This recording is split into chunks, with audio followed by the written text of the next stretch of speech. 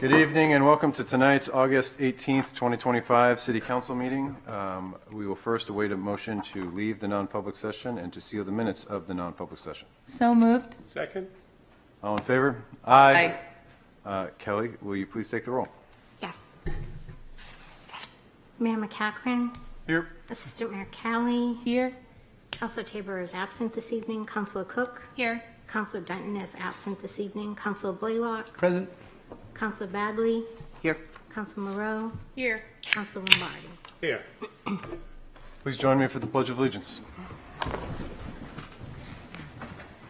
I pledge allegiance to the flag of the United States of America and to the republic for which it stands, one nation, under God, indivisible, with liberty and justice for all.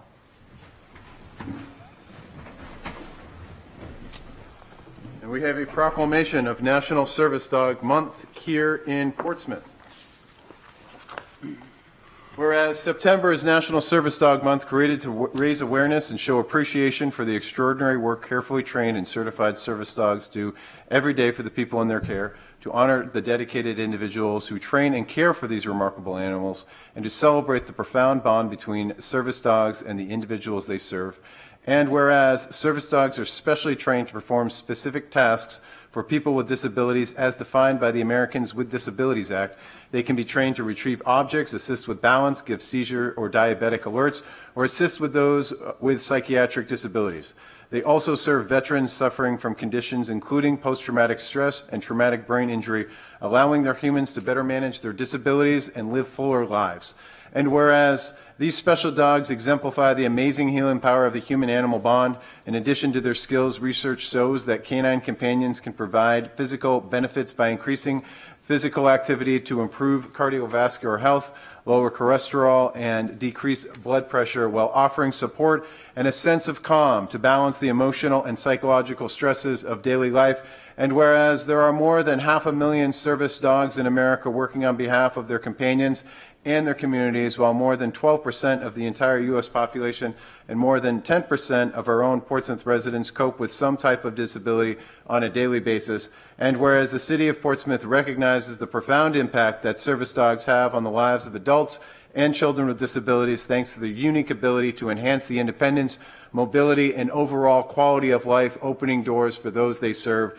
Now, therefore, I, Diggle McCachran, Mayor of the City of Portsmouth, on behalf of the members of the City Councils and the citizens of Portsmouth, do hereby proclaim September as National Service Dog Month in Portsmouth, and call upon our residents and businesses to recognize and respect the important job they do in helping us live up to our motto of the City of the Open Door. Given with my hand and the seal of the City of Portsmouth on this 18th day of August 2025.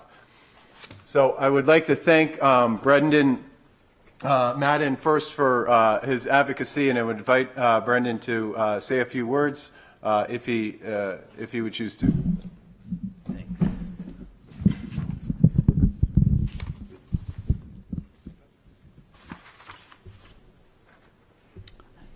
Thank you so much for recognizing Service Dog Awareness Month.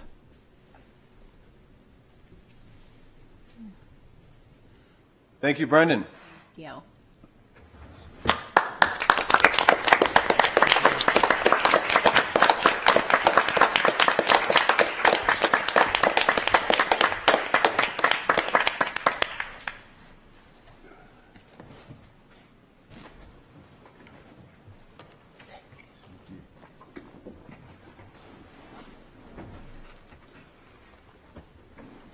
You do that? Thanks. Thank you.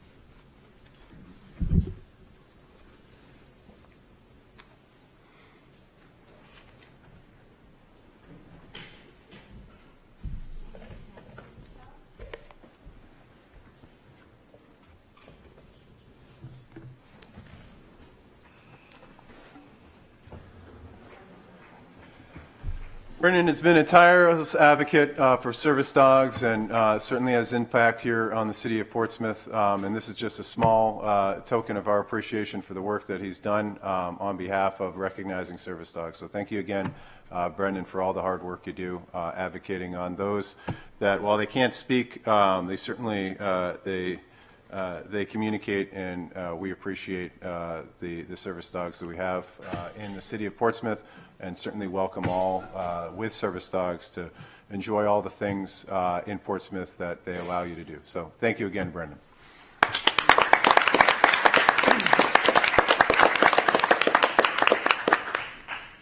So we have no minutes to accept this evening, but we do have a volunteer committee report, Portsmouth Sustainability Committee update. Mayor, Council, tonight we have Jessica Blasco and Effie Malley from the Sustainability Committee. Good evening, Mayor McEachran, Assistant Mayor Kelly, members of the City Council, Deputy City Manager Lunny, city staff, and members of the public. I am Jessica Blasco, and this is Effie Malley. We are the co-chairs of Portsmouth Sustainability Committee, and combined have approximately 8 years of experience on the committee. Next slide, please. As you are aware, in the past year, the committee has transitioned from a blue ribbon committee to a standing committee and has welcomed 5 new members in that time. Based on our ordinance established in that process, we have 3 primary roles. Within those tenets, we serve as a resource for the council to support community and municipal sustainability efforts. And our intention of this evening is to inform you on our current focus and priorities. Before we update you on our work, we wanted to report back to you on the 8th grade solar projects. Due to timing constraints and it being near the end of the school year, when we received the proposals, we did not have an opportunity to meet with the students. However, we did review their proposals as a committee, and based on the hard work demonstrated in these projects, one of our upcoming actions is to request for the capital budget to have an inventory of all the city-owned properties that could accommodate solar to be completed with an evaluation of the potential for solar generation at each site.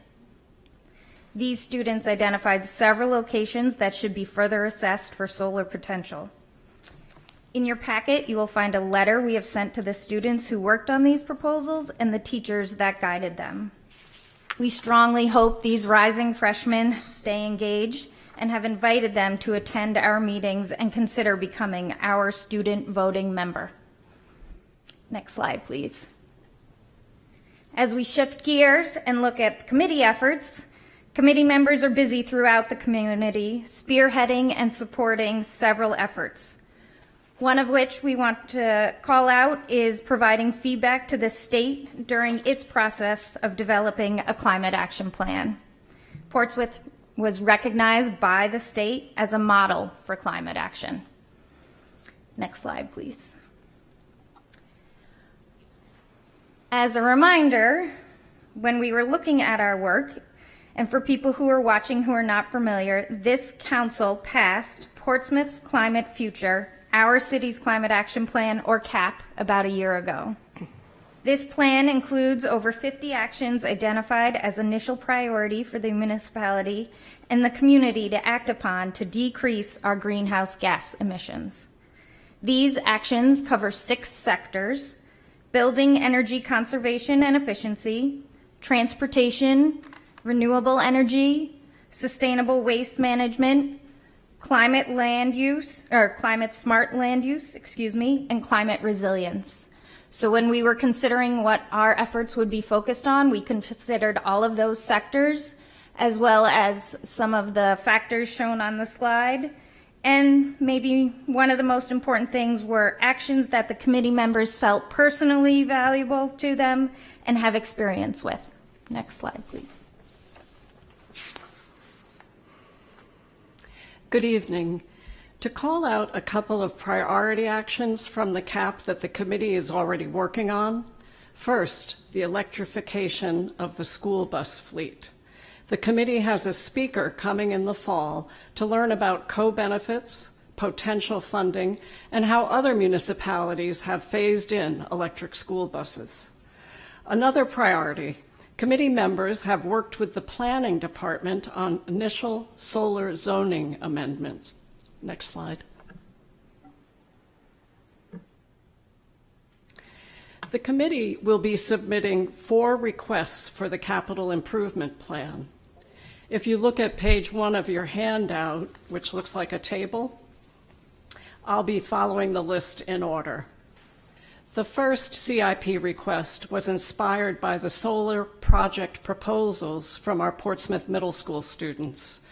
The committee recommends that the city do an inventory of all potential city-owned sites for solar installation, including rooftops, parking lots, and land.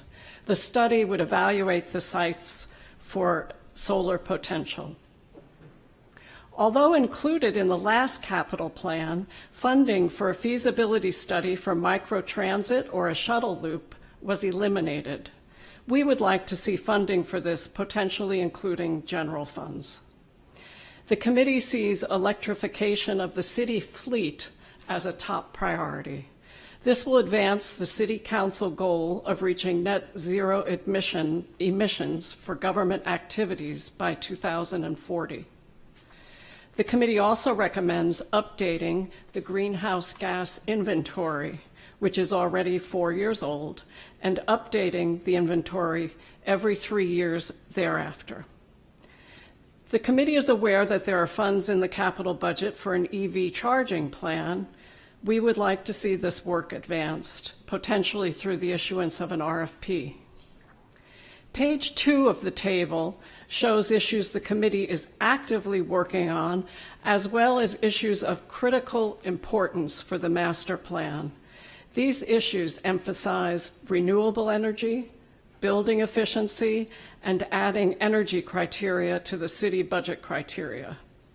And we have one final slide. What's ahead? We've given you a heads up about our 4 requests for the capital improvement plan. Our guidance about the master plan will increase in the fall. We'll continue our work on the CAP and explore additional CAP actions. Our work with the community includes our annual sustainability fair, our climate conversations, and continuing use of Bright Action to increase community efforts. In fact, we've seen a 14% increase in Bright Action households so far this year. Thank you for the opportunity to update you on our work. We appreciate your continued support as we work on the Climate Action Plan, and we're here if there are any questions. Thank you, Effie, and thank you, Jessica. Any questions of the council?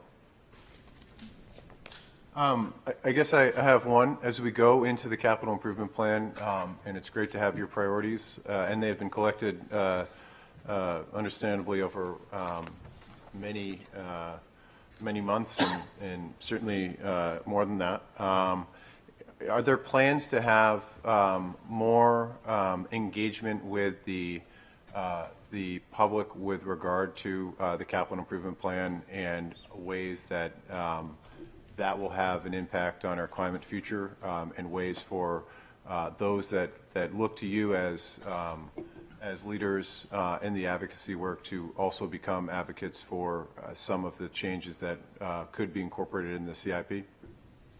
So if I understand that question, it's about community engagement on the priorities that our committee has chosen for the CIP. I'm not brief, but yes, that's a better way to say it. And the answer is yes. You know, we have a number of community climate conversations scheduled throughout the year, but we also reach out in other ways. So we'll be looking at that as one aspect of working on the capital plan. Excellent. Well, great presentation. Thank you again for your work and the work of the Sustainability Committee, and excited about the upcoming conversations that kick off the CIP, which is happening this evening. So appropriate timing. So thank you, guys. Thank you all. Next up, oh, yep, we clapped that. The public comment. We have public comment. First up is Nancy Yarmick on Islington Street. And I don't know what the last word is, but it's on his project. Petition. Oh, proposition. Okay. The petition that you have in your packets with pictures? Oh, the petition. Got it. Sorry. Yes. Yes. Yes, okay. I have myself, and I have one little page, but I also brought a neighbor's email that she asked me to read. I don't know if I'm going to make 3 minutes, but I'll try. Hi, everybody. I'm Nancy Yarmack. I bought my duplex house at 1207 Islington Street in 1991, 34 years ago. There was an asphalt sidewalk in front of that house when I bought it, and the 8 other houses mentioned in the petition from Barbary Lane to Essex. In those 34 years, never once did the city maintain it. Residents of the homes did their own shoveling. To my knowledge, no one has ever asked the city to do anything for us. The sidewalk, as you can see by the pictures in your packets, is in terrible shape. In 2023, my neighbor Raya Zaremba and I approached the city about the sidewalk. While we originally mentioned an option to remove the sidewalk and grass over it, none of the residents wanted it removed. So we didn't get very far with that. The city, however, presented a proposal to remove it, and people wrote back kind of nasty things and said, don't dare take the sidewalk away. They then decided, the PE department decided, no, they're not going to do anything with it. After we talked to all the residents again, and we all agreed we wanted the sidewalk. We got a proposal for the repaving and spoke to all the homeowners, and everyone agreed. They all want a sidewalk, and everyone has signed the petition. Nobody doesn't want a sidewalk there. Part of our original 2023 proposal was to put a crosswalk at Barbary Lane. That did get done.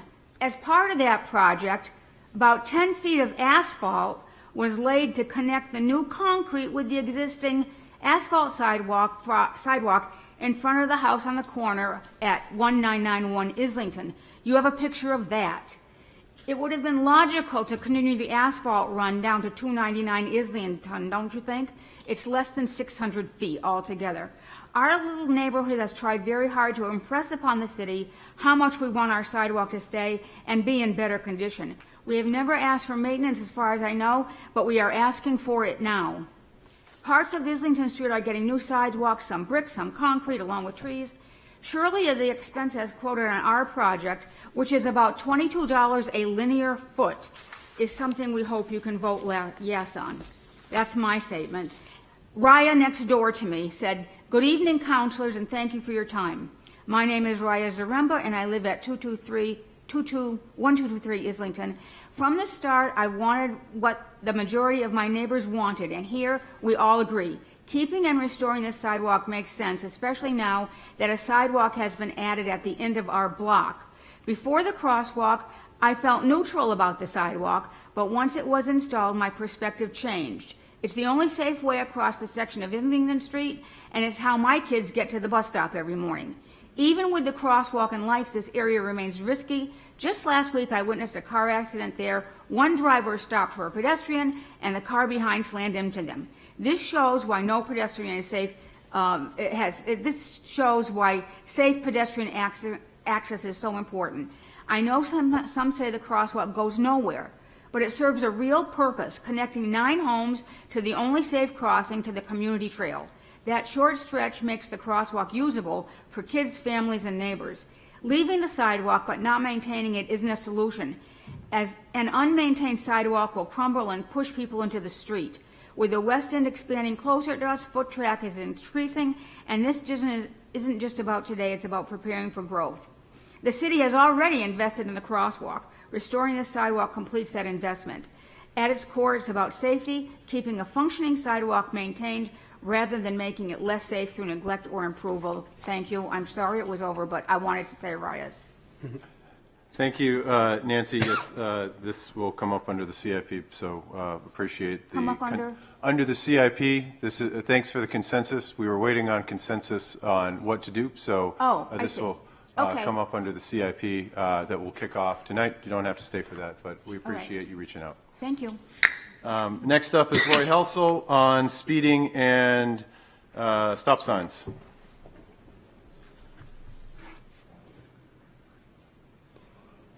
Roy Helsel, Middle Road. Good evening, Mayor and City Council.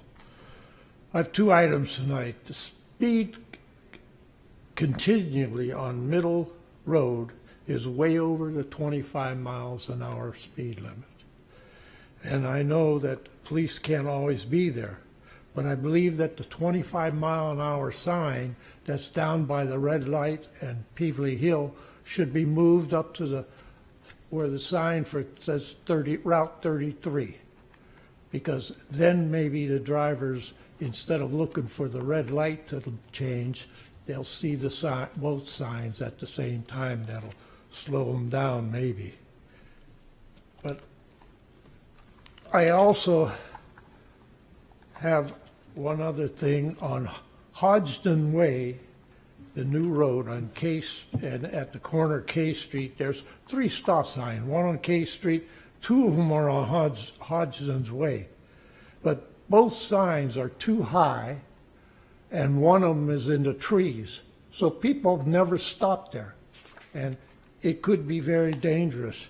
And I don't know who takes care of all this, who's responsible for it, but I think they need to be corrected. And maybe if they put the 25 mile an hour speed limit on Middle Road over the sign Route 33, maybe they're mixing up 33 and think it's that speed limit. Thank you. Roy, you're an optimist. Appreciate it. Next up is Eric Anderson on housing.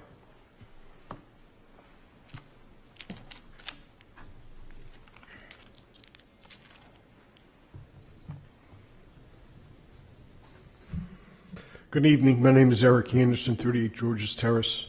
Thank you, Mr. Mayor and City Council, for this opportunity. I believe I brought this subject up for you before in the past, but feel it's appropriate to bring it forward to you again in the hopes that the City Council can reach out to our surrounding towns to solicit their engagement in the affordable workforce housing crisis that exists in the Seacoast. Currently, Portsmouth contributes to these surrounding towns with fire and police municipal agreements. We do charge for water, sewer, education, but we provide it to these surrounding towns. We provide them with recreation opportunities. We provide them with our library services. We provide them with our senior services, and probably a few more that I forgot to mention, because we have maintained an infrastructure to do that where they have not. Portsmouth has, and it continues to make strides on this issue, but it has developed into a very slow process, but it does continue. We all hope that this comes, that moves a lot faster so that we can take care of the situation or account for the situation in some type of remedy. On a rough calculation, Portsmouth has invested or committed to approximately $5.5 million on this housing issue, with the property at Sherburne, relief of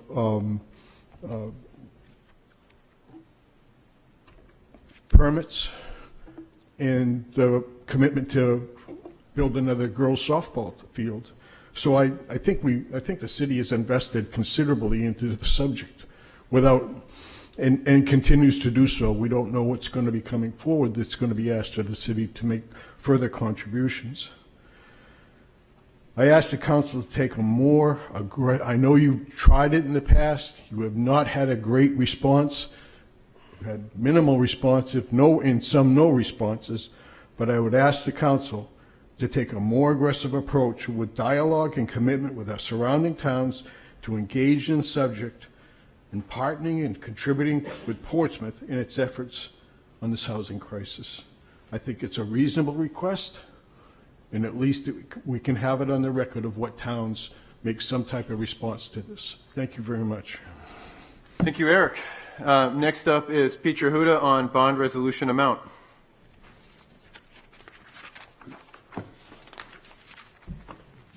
Good evening, Council. Pete Huda, Portsmouth. I want to talk to you about the City Manager item number 2, the request for hearing on 6.22 funding scope of the police station. There's a problem with the amount here. I ask you to look at the second sentence, that the sum of $1,400,000 is hereby appropriated for costs related to the feasibility and design of the new police station. I urge you to look at page 161 of your budget book. There is only $900,000 remaining on this bond authorization. So before you move it forward, unless you want to change everything here, I would advise that the numbers be fixed, because, or you do a new one. I don't know, but there is not the amount. According to the budget book, you issued a $200,000 bond in FY23, and you issued a $300,000 bond in '24. You were supposed to do one in June, which wasn't issued, so you only have $900,000 left. Please check it out, Nathan. Thank you. Thank you, Petra. Next is Tyler Garzo on traffic engineering.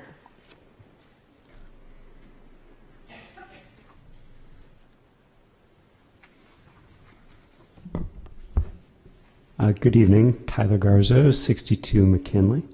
I would like to support the email sent in your packet by my neighbor Matt Glenn, which is a perfect reply to the discussion last meeting about the Elwyn Park road widening. The issue is not sidewalks, the issue is road width. To quote you, Mayor McEachran, if you want cars to slow down, you have to feel less comfortable driving there. I would also like to support further discussion later tonight on Councillor Moreau's agenda, also referenced by Councillor Cook at the previous meeting, about two-way State Street. Changes like this are proven good for business, good for safety, and good for walkability. Thank you. Thank you, Tyler. Anyone on Zoom with their hand raised to speak? Seeing none, we will move on to the public hearings and vote on ordinances. We will pull a couple of things up on the agenda. One is the CIP. The second is I was requested to pull up the an item under my name on after-school care, but we are going to start, instead of come to the end of the meeting, on the zoning of the Islington Creek. So first is, and there's two on here, so if we do just pass the first one, that's going to make the second one non-germane to the agenda and out of order, so we won't take that one up. But just for folks watching along at home wondering why there's two on here, one at first reading, one at second reading, that's what's going to happen. So first reading of ordinance. First reading amending Chapter 10 zoning ordinance, City of Portsmouth zoning map, be amended as follows. Rezone parcels described on the city tax map 138 lot 62 and tax map 138 lot 63 from Character District 5, CD5 to Character District 4, CD4, to change the boundary of the North End Incentive Overlay District, NEOD, by removing City Tax Map 138 Lot 60-2, Tax Map 138 Lot 62, and Tax Map 125 Lot 16, and Tax Map 138 Lot 63, and a portion of Tax Map 138 Lot 60-3, and to amend the boundary of the Downtown Overlay District, DOD, by removing City Tax Map 138 Lot 60, a portion of Tax Map 138 Lot 60-1, Tax Map 138 Lot 60-2, Tax Map 138 Lot 60-3, Tax Map 138 Lot 61, Tax Map 138 Lot 62, Tax Map 138 Lot 63, Tax Map 164 Lot 4, Tax Map 125 Lot 17-1, and a portion of Tax Map 125 Lot 16 and Tax Map 125 Lot 17 from the DOD. To amend the building height map from 2 to 4 stories 50 feet to 2 to 3 stories short 45 feet for parcels along Hill Street for City Tax Map 125 Lot 16, Tax Map 138 Lot 62, and Tax Map 125 Lot 14, and to add a building height standard of 2 to 3 stories 40 feet along Rock Street to the cul-de-sac at Foundry Place for City Tax Map 138 Lot 63, Tax Map 138 Lot 60-2, and Tax Map 138 Lot 60-3. The zoning maps to be amended are referenced in the city zoning ordinance at Chapter 10, Article 4, Zoning and District Use Regulations, Section 10.421, District Location and Boundaries, Section 10.421.10, and Chapter 10, Article 5A, Character-Based Zoning, Section 10.5A21-10. Content of Regulation Plan, Map 10.5A21A, Character Districts and Civic Districts, and Map 10.5A21B, Building Height Standards, collectively the zoning maps. So with that, I'd wait a discussion and to schedule a public hearing or any amendments that we might have of this before it gets to second reading. You want a motion to start? Yep, you can have a motion. Yep. I will make a motion to pass first reading and schedule a public hearing and second reading at our September 8th, 2025 City Council meeting. Second. Can I start? Certainly. So after the last time that we brought forward changes, and that's what's under our second reading, we had lots of discussion. I've met with some residents, and we had some real conversations about what, after 10 years of working on all of these zoning changes, of what 4 simple changes might really help start the transition that we're looking for in this neighborhood. So the simple changes were because we don't really feel like where we live, where we're west of downtown, that we're in the north end. So we were trying to peel back the north end overlay district all the way to the Foundry Place Road, so it includes only the things along the North Mill Pond. One of the other things we don't really feel that we're not in the downtown overlay. We're not in the downtown. We're outside the downtown, and therefore we're trying to peel back the downtown overlay district so that it runs along Bridge Street, where it already currently runs along Bridge Street down, and for some reason it started to include areas that really aren't the downtown. So we'd like to make those 2 changes, along with trying to create a transition in housing, or transition from the larger buildings to the residential neighborhood. We were looking to take 2 of the lots that are included along Foundry Place, and one along Hill and one along Hanover, and make those CD4. And then we were also trying to have the height from Foundry, which is at 50 feet, to take it to one side of Hill Street to 45 feet, and then the other side of Hill Street existing is at 40 feet. So there's a true 5-foot step down across the transition. So those were the 4 simple changes. I know it was a lot of reading to just make those what are truly just 4 kind of simple changes to the zoning, to really try to start to create that transition between, what is close, large buildings close to the pond out into the residential neighborhood. Councilor Morell, any other questions? Councilor Bagley? Your Honor, I'm going to recuse from this vote. Okay, down to 6. Any other questions? I'll pass the gavel because I do have a comment or question. Unless, Councilor Cook? The only kind of question I have is this seems a lot less, like a lot less change than what we currently have on the agenda for second reading.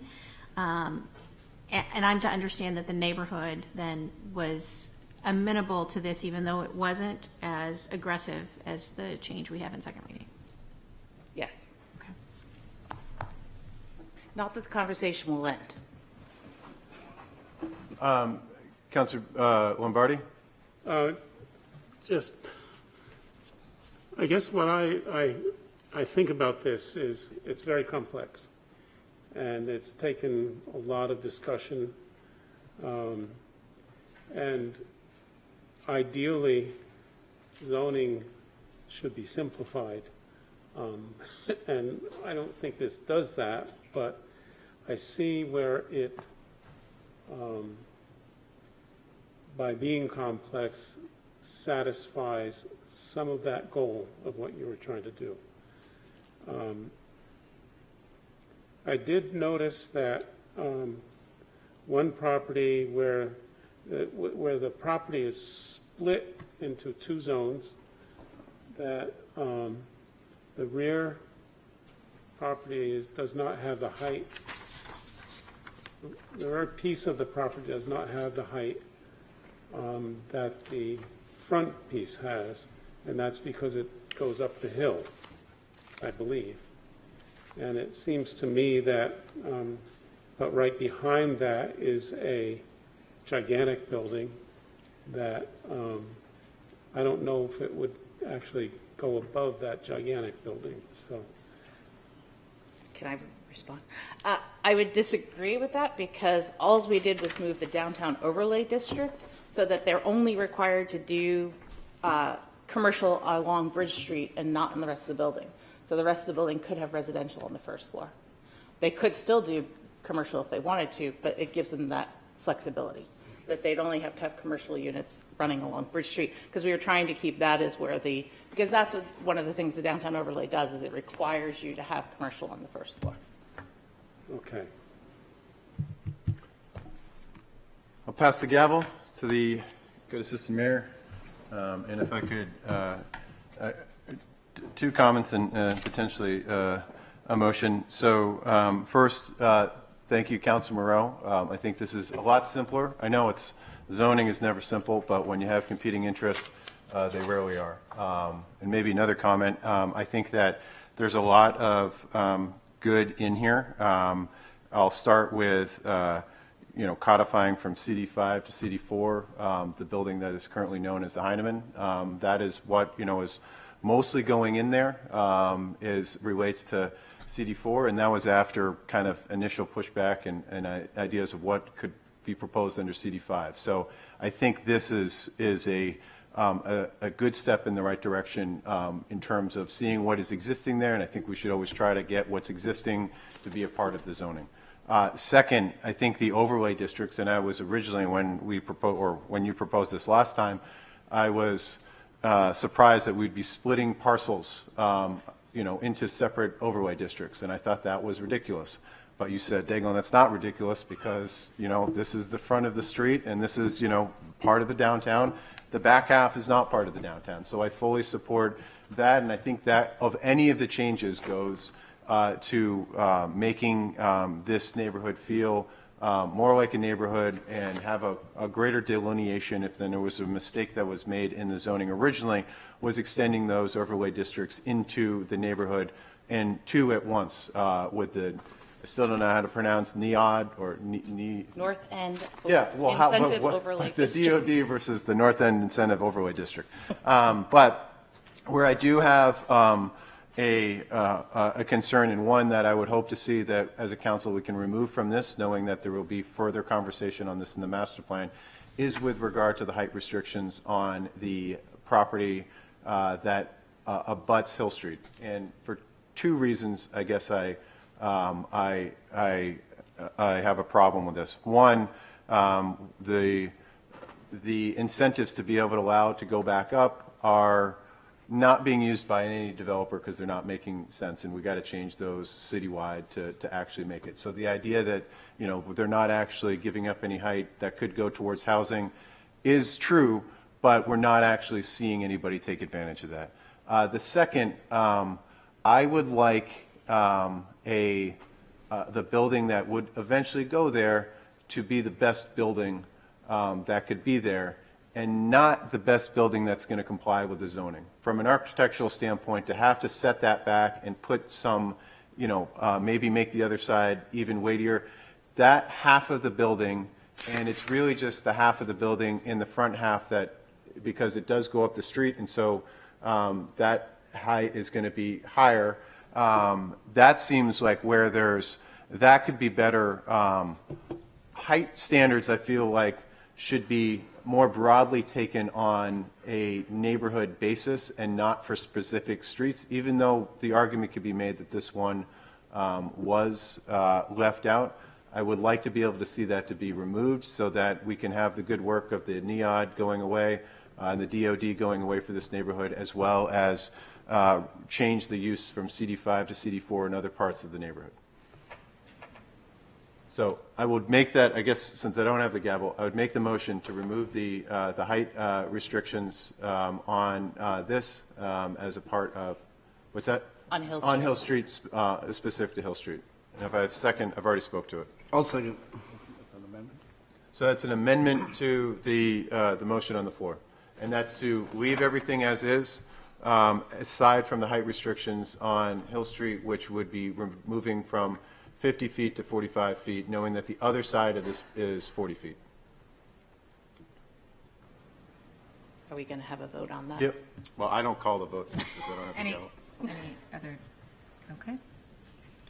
Kelly, is that a roll call or just a? No, it's just a regular vote. Okay. All in favor? Aye. Aye. Any opposed? Opposed. Recuse. All right. Okay. That's right. Now we have the vote on the Amended. amended version, which changes CD5 to CD4 in parts of this and removes the North End Overlay District as well as the Downtown Overlay District from the Islington Creek neighborhood. All right. All in favor? Aye. Aye. Any opposed? And any recused? Recuse. And so this will now be scheduled for second reading of ordinance at the next meeting, and that meeting will occur at the, what date? September 8th, 2025 meeting. September 8th, 2025 meeting. So the second reading of ordinance is no longer applicable as it, there's a Robert's Rules that I tried to memorize, but I didn't, but city attorney was nice enough to share it with me, but I forgot it. But this is no longer applicable, and so will be ruled out of order by the chair, of which I am of this meeting. Next up is the,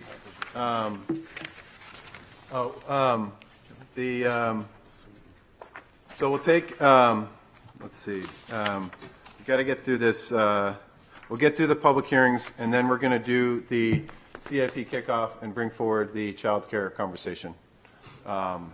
So next up is public hearing and second reading of Chapter 1, Administrative Code, Article 1, Administrative Code Ordinance Amendments, Section 1.102, Administrative Organization, Section 1.103, Organizational Chart, Section 1.105, General Powers and Duties of the Department of Administrators, or Department Administrators, Section 1.106, Specific Duties, Functions, and Responsibilities of Departments, Section 1.107, Authority of City Manager. We have a short presentation, then we will have questions, public hearing, and additional council questions.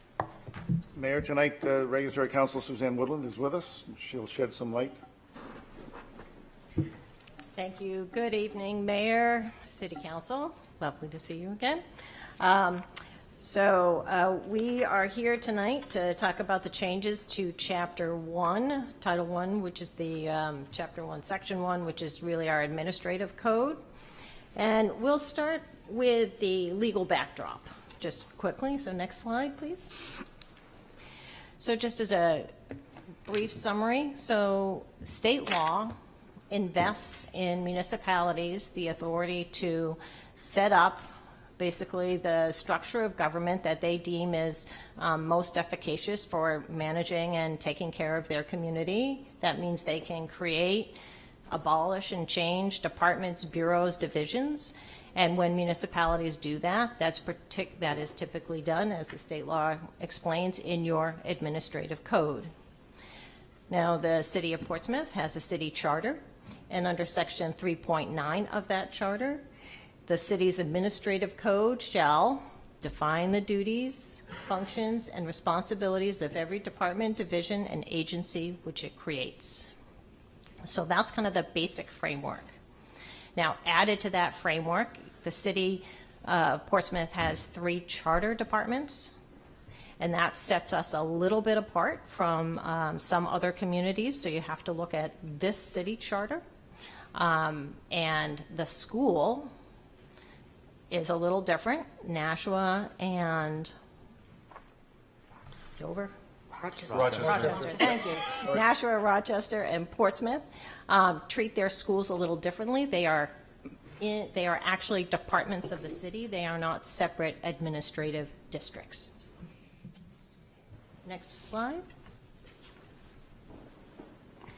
So reasons for an update. First, we need to comply with state law and the city charter. So we need to keep that administrative code updated.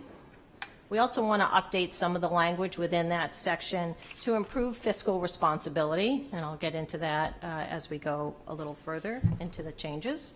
Also, increase readability and clarity. That's one of the pieces that this council's been very helpful with in governance committee and kind of bringing changes up so that we can update our codes and clean up what needs to be cleaned up and get rid of what we don't need anymore.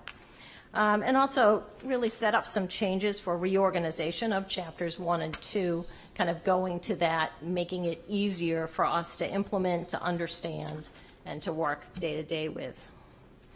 All right, process. So, as you know, the Governance Committee has been meeting regularly to assist with changes over the course of your term.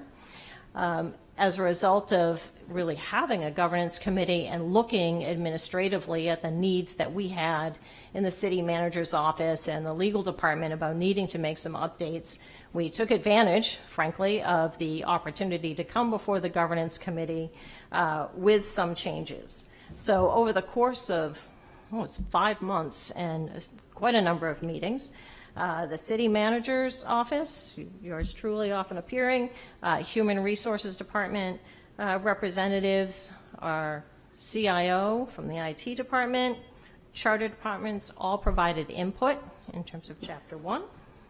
The legal department also provided opinions and guidance along the way, and we also had public comment. We did also have some input, as I referenced, from the charter departments. At some of our early meetings, we heard from the fire chief. The fire chief had no concerns from his perspective on any of these changes.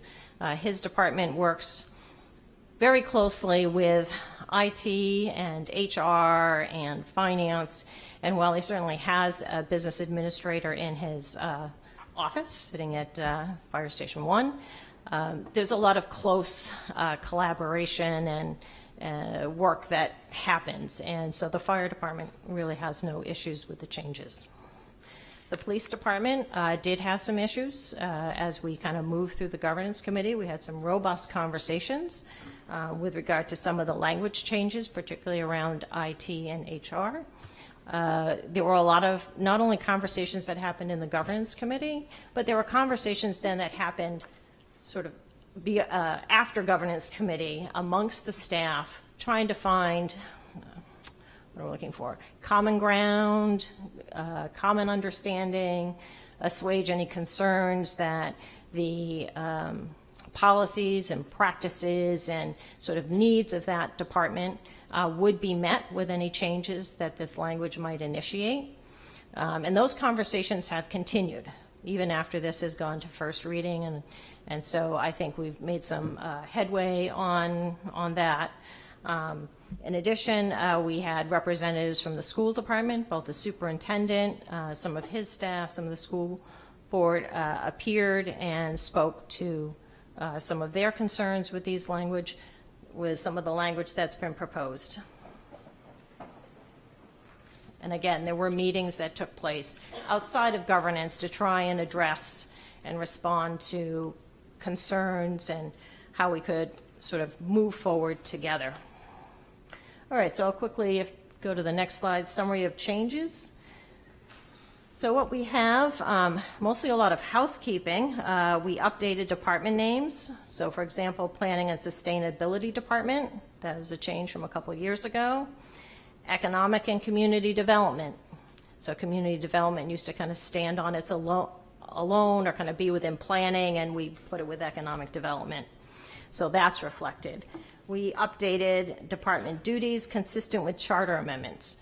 So what this refers to is in 2000, the City Council came together, organized a committee to look at whether we needed some charter amendments, and that committee made multiple recommendations, 2 of which were to update language relative to HR, human resources, and IT, to make it clear that with regard to human resources responsibilities and IT responsibilities, the charter department should be within that ambit. They should not stand alone, but be part of the bigger organization. So those were charter amendments that were adopted in 2000. And what we did when we updated this language for Chapter 1 is to try to be faithful to that language. And it's a lot easier now to do that because we have an IT department, which is well-staffed and brings some real skill sets, much needed on the municipal side, and we're now really ready to implement and work more collaborative with the charter departments who frankly didn't have, for the longest time, a kind of resource on the municipal side to lean into. Same thing with human resources. We've always had a human resources department, but really it's in the last few years that we've really been able to stand up and do a lot more within our human resources department. So kudos to both of the leaders of those departments. So we added language related to that. We also added some language to the finance department. So if you look at the finance department language, you'll see that there's a sentence or two that talks about what happens when our tax collector leaves, because what we have since discovered over the last couple of years is that when your tax collector leaves, there's a state statute that says you have to do an audit, which last time it cost us around $7,000 for that audit. And what we heard back from a number of folks is, you know, if you had something in your finance department kind of language, if you had something statutory in your ordinance structure that said, hey, you don't need to do this because you already do monthly reconciliations and the tax collector is under a bigger structure and supervision than your typical towns for which that state statute is directed towards, when they don't have the kind of oversight and that we have. So we added language in Chapter 1 in the Finance Department section to specifically call out that we don't need to do that. And that was a recommendation from our auditors and other counsel, like, just solve that problem and you won't have to do this again, because it really is a resources we shouldn't spend, frankly. Next slide. So if you look at the summary of changes in Article 1, Section 101.107, these are the changes related to the city manager's responsibilities.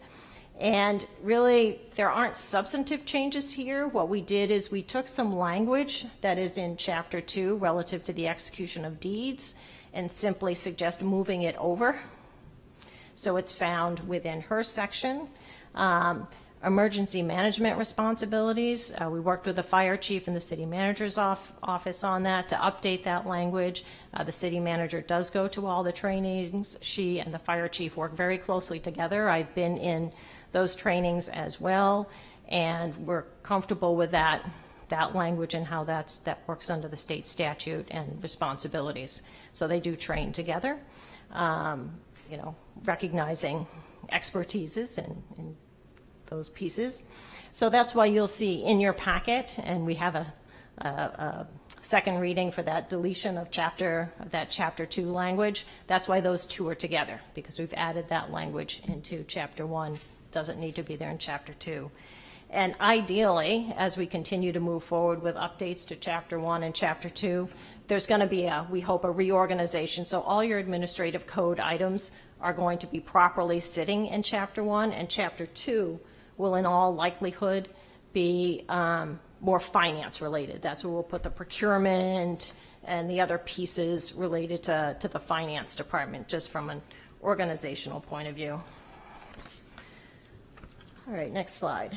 So we thought it was just important to call out that the school board did last week vote to make a recommendation to change some of the language that is proposed tonight. And what they had voted on and requested is additional language. And I'm sure there's a representative from the school board here that they'll correct me if I'm wrong, but I think we've got this right.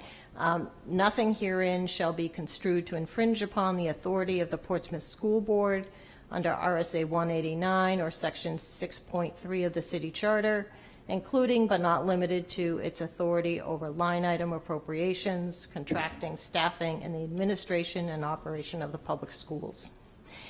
Now, this legal department and the city manager's office do not recommend the adoption of this language, but I think what it does show you is some concern that the school board and the superintendent have had in terms of how we will function with the new updated language relative to the IT and HR department.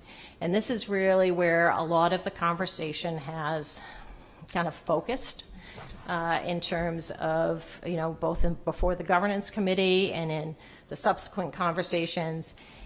And I think what I've said before, and I think, is just bears saying while we're here in this public hearing, is that, it is not the intention to in any way undermine or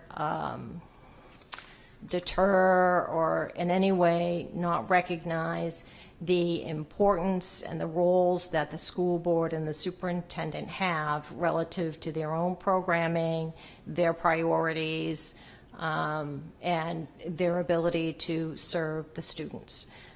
That is not the intention. The intention is really to have better processes, to have more collaboration, and to really fully leverage everything that we have now and what we know is coming down the road in terms of some technology improvements.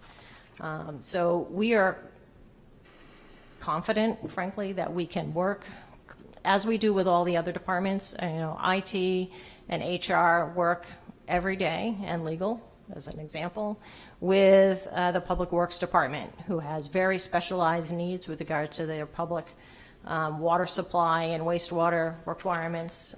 There's a lot of regulation around those. With the Health Department, a lot of specialized regulation. Fire Department, a lot of specialized regulation.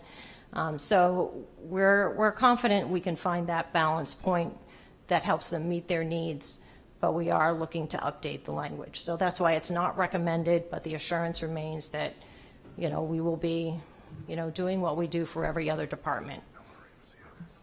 Okay, next slide. So, as I said, we've been having these conversations with the school department and kind of noodling out. The deputy city attorney and I have been kicking around some language and looking carefully at what has been offered. And as we were having those conversations about the school board's concerns and whether we should recommend any amendments, we kind of collectively landed on the fact that we could probably simplify what is before you tonight, and maybe by deleting at least one of the sentences that seemed to be causing a lot of concern. We felt we didn't actually need it given how we already do things and what we anticipate. So we recommend a slight amendment. It's not material. It wouldn't cause us to have to republish this. And this, Deputy City Attorney could certainly speak to this, but these are minor changes, which is just delete that last sentence and make a slight adjustment to the second sentence. That's before you to just read, the CIO has authority to establish and ensure compliance with IT standards for cybersecurity, system resilience, and operational efficiency. So if you'd like to clean up the language a little more, because we're always looking for feedback and good suggestions, this is one, and you could do it with a single motion from our perspective. All right, so last slide is the request, which is to adopt the amendment proposed by the legal department as set forth in your agenda packet, pass second reading, and schedule this for third and final reading for September 8th. And happy to answer any questions. I tried to keep it kind of higher level.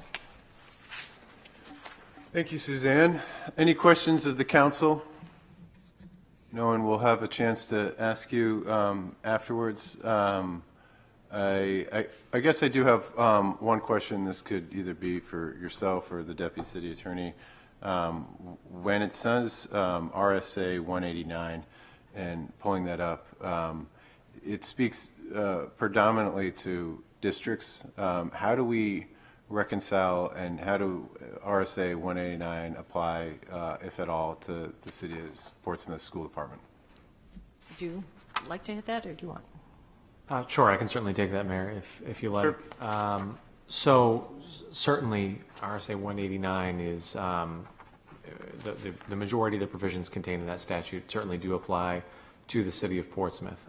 Where the laws can't apply as cleanly are where they inherently conflict with the fact that the school department is a department and not an entity in and of itself. For instance, there is a statute contained in that section regarding liability, right? And it talks about liability that accrues against the school district in the case of the statute. Now, obviously, liability cannot accrue against something that doesn't exist. That liability accrues against the city because the city is the entity. So where that set of statutes would conflict with the fact that the school department is a department, then it would not apply. Everywhere else, though, it would apply. Okay. That helps. All right, let's open it up to the public hearing and chance to speak to, for, or against. Just state your name. Peter Huda, Portsmouth. So the first thing I'm going to talk about and discuss is the memorandum. So in the second paragraph of the memorandum from the city attorney to the council, I'd like you to go down to the need and the proposed ordinance, blah, blah, blah, but go down to the sentence that says, the compilation of such ordinances shall be known as the administrative code. The law is reflected and mirrored in section 3.9 of the city charter, which mandates the city administrative code and defines the duties. So I ask you, councilors, go to your charter, go to section 3.9, municipal administrative plan. The first sentence in there says, except for charter departments.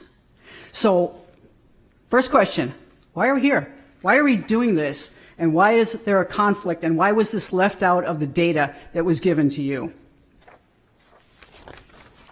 That was the first thing.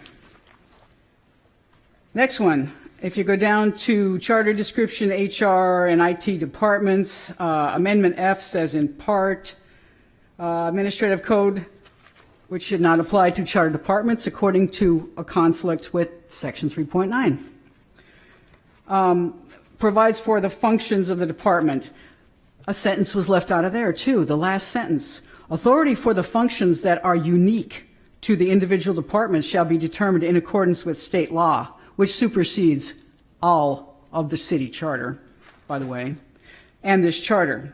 So basically here, the unique departments are your charter departments, school, police, and fire. So the omission of the end of this goes back to 3.9. The next one, the 2000 charter amendment, basically included in the charter. The 2000 charter amendment is already in the charter that we are all looking at. So if this is contradicted by section 3.9 administrative plan, except for the charter departments, if the contradiction is here, then this refers back to the state RSAs, which under school, it's 189, and there's a million of them. It defines almost everything they do. And the last thing I want to talk about, because I did not understand the relevance of RSA 49 that was in here underneath the school department. So it was all stated, and it was just stated by the deputy city attorney that Portsmouth is different. So how does this occur that Portsmouth is different and the RSAs do not apply to the Portsmouth School District on one hand? Portsmouth has an elective school board that must comply with 189. It was just told to us. Also see section 6.3e, superintendent of schools, is the chief operating officer and the chief administrator of the school department. What was just read here, and for me it's a little upsetting that it would go back underneath what was just pointed out to you and say the superintendent of schools has been advised of this recommendation. The superintendent of schools is the operator here, not the city staff. So that's another thing. Under 189, I'd like to call your attention to elected school boards shall be responsible for establishing structure, accountability, advocacy, and all that stuff. They shall adopt a teacher performance evaluation. How this conflicts with the city providing HR services I don't claim to understand.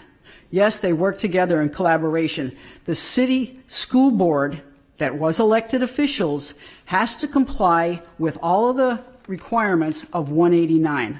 There's no question about that. Anything in the charter that does not comply with 189 is superseded. So the attempt to either roll the school department underneath the city staff and under HR and underneath IT, and as far as I'm concerned, if the school board is satisfied with the changes here, that's fine with me. But the other part of this is still the first part of the municipal administrative plan, except for the charter departments, was totally ignored when doing any of this. So how do you reconcile your opposite views on all of this? The last thing I want to talk to you about on here is the amount of detail that is in 189 on teachers and hiring and who can do the hiring and what they have to look for and who does all that. Basically, it's section 189.39, how teachers are chosen. Superintendents have to nominate. This is all in the statute. This has nothing to do with our HR department. So I'd ask you to look at this and look at the compliance to our city charter for the changes, and also the compliance for the state RSAs that, no matter what, supersede what we have in the charter. Thank you. Thank you, Petra.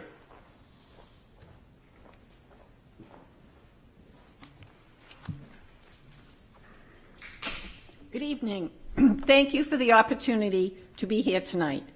I would like to request that the council adopt the language that the school board submitted last week. We voted unanimously to ask you to insert the following paragraph. You've all heard it, but it's brief, so I'll read it again. Nothing herein shall be construed to infringe upon the authority of the Portsmouth School Board under RSA 189 and Section 6.3 of the City Charter, including but not limited to its authority over line item appropriations, contracting, staffing, and the administration and operation of the public schools. I was just handed the legal department suggested amendment, and I would like to review that with my board, and I will communicate with you again. My board has not had an opportunity to see that language yet. So thank you very much. Thank you. Thank you, Nancy. Any other speakers in the room? We'll go to Esther Kennedy on Zoom.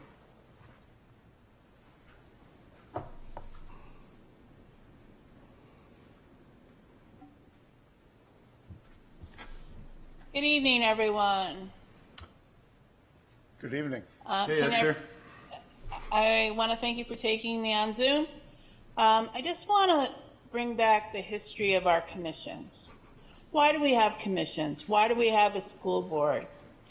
And in 1895, the governor and council of the state of New Hampshire put in a police commission in Portsmouth because every time there was a change in election, there seemed to be a change in the police department. And then also because of the amount of corruption. There was a reason why we have these commissions. The same thing with the fire, which was in 1891. And now we're talking also about the school board tonight. And the school board is obligated under law to be under 189 RSA. Everyone has roles. The RSA's define the roles of all these commissions. These commissions and school board are elected positions by the city of Portsmouth. I'm very concerned here that first of all and foremost, you have decided that the RSAs are wrong. I'm not sure what gives that right, but I know the school board has every right to go to the Attorney General after your vote if you decide to vote for this tonight. I also feel that at this point, I'm sensing that there's a need for some power by our city management. Because it's really clear in the RSAs that council oversees everything. You're the ultimate decision maker. You can't do line items at the school board, but you are the ultimate decision makers. So the question is, why are we doing this at this point in Portsmouth? And I have to believe that the management wants more power. So I see it as a power grab versus a group of people that want to work with our commission and our school board and make a better city. Everything I've seen tonight is really making it so they lose some control of their operation. And if that control was going directly to the council, we might have a different story, but it's going to management. So I ask you to really think seriously about voting for this. I believe the school board, because I couldn't find anywhere where Dover, Nashua, and Rochester, or whoever was said tonight by Attorney Woodland, have special powers outside anyone else in our state. And so I find that really interesting that we're saying that Portsmouth has these special powers. So I ask you tonight to reconsider this. I ask you tonight to really look at what the commission has asked you, in particular the police commission, and what the school board has asked you. And if we're going to be open, as Attorney Woodland has said, and that we're really not trying to change much, then I don't understand what the problem is of adding the information the school board, the paragraph the school board would like you to have in it. However, if you don't add it, I'm assuming then there's another story behind this whole situation, and it's really about gaining power. Thank you. Thank you, Esther. Any other speakers? 2 for, against.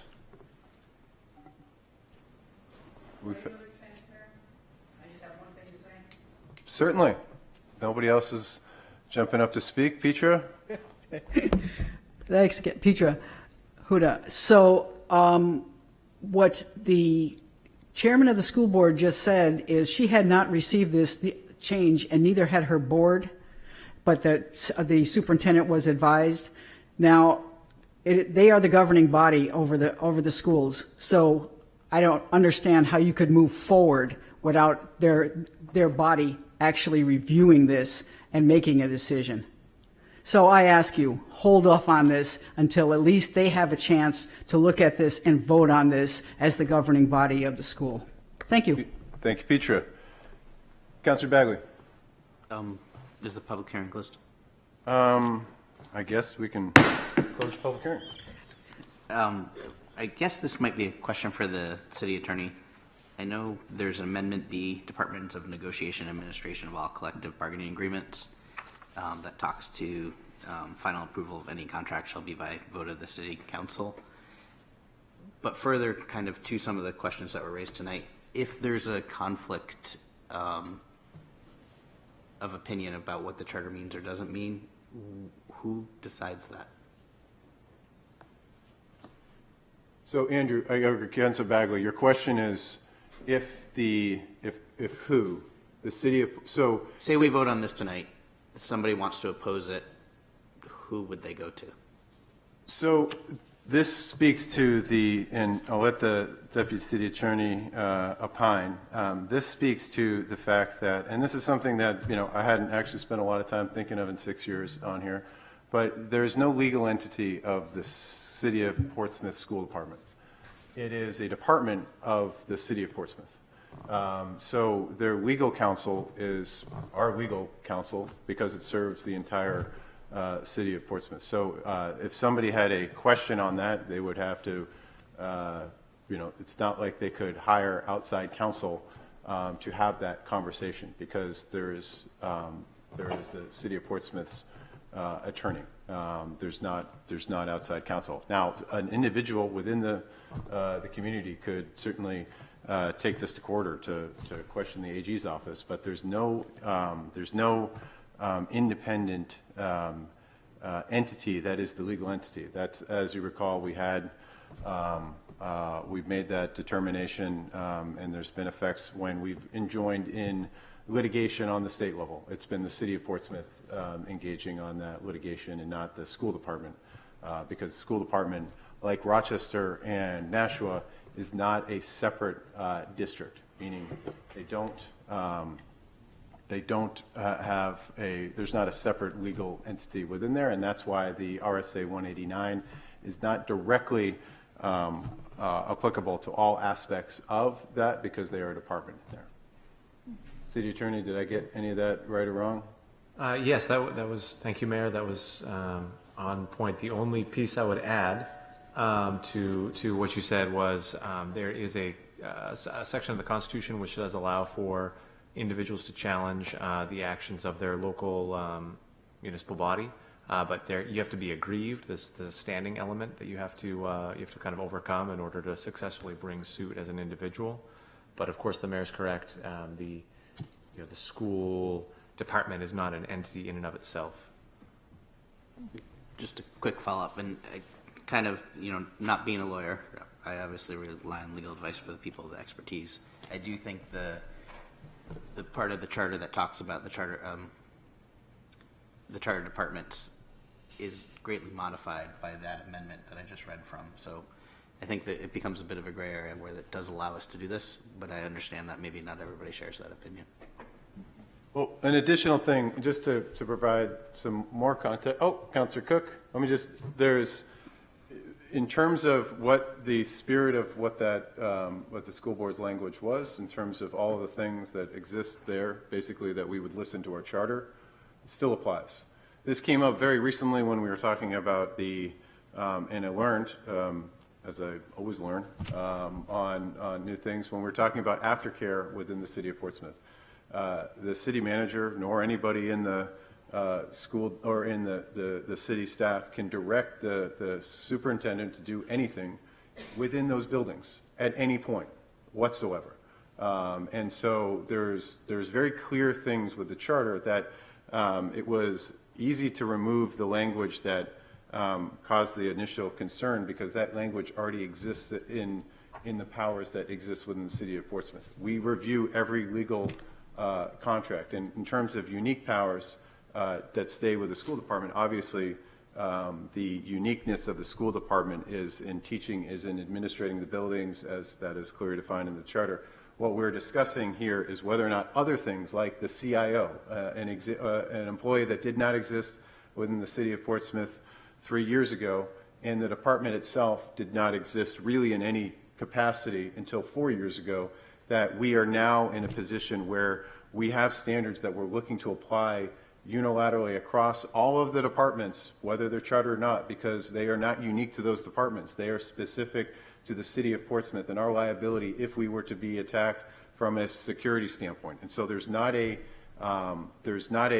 risk to a charter department losing any ground, because all of the things that they asked us to do were in that language is defined by the charter, of which we are still bound to, as always.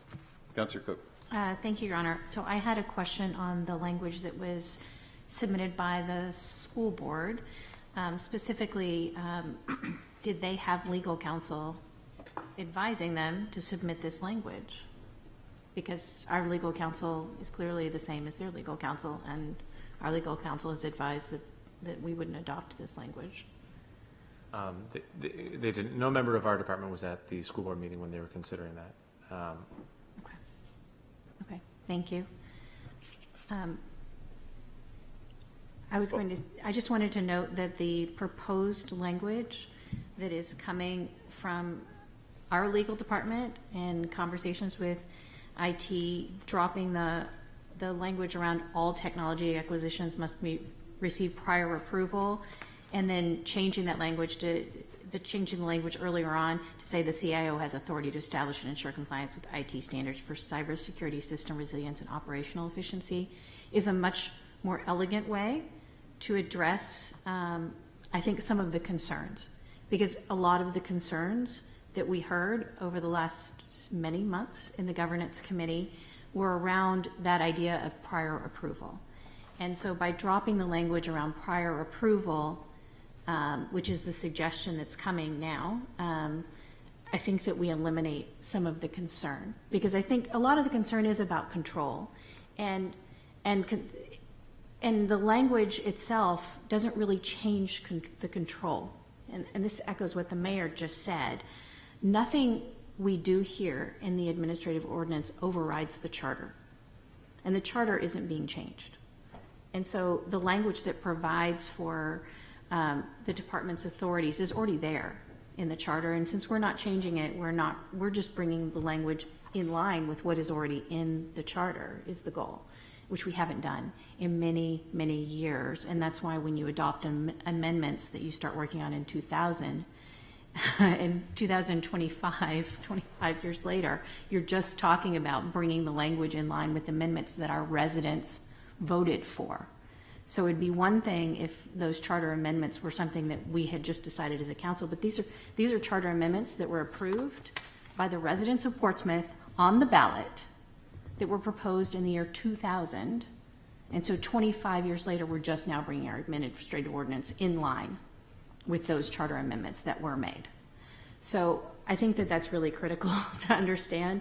This effort has all been about trying to improve the administrative ordinance so that it's in line with the charter. So I think that those suggested changes should be an improvement, and I'm willing to make the motion to move forward with that change, if that's okay with you, Your Honor. Certainly.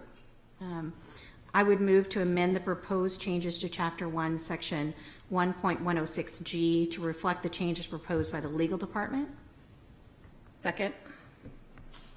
And further discussion, the Assistant Mayor. Yes, just for a point of clarification from legal, the board chair said that she and the board had not discussed the memo or the proposed changes by the legal department, but it was presented to the superintendent. So I guess I'm looking for clarification on that timeline.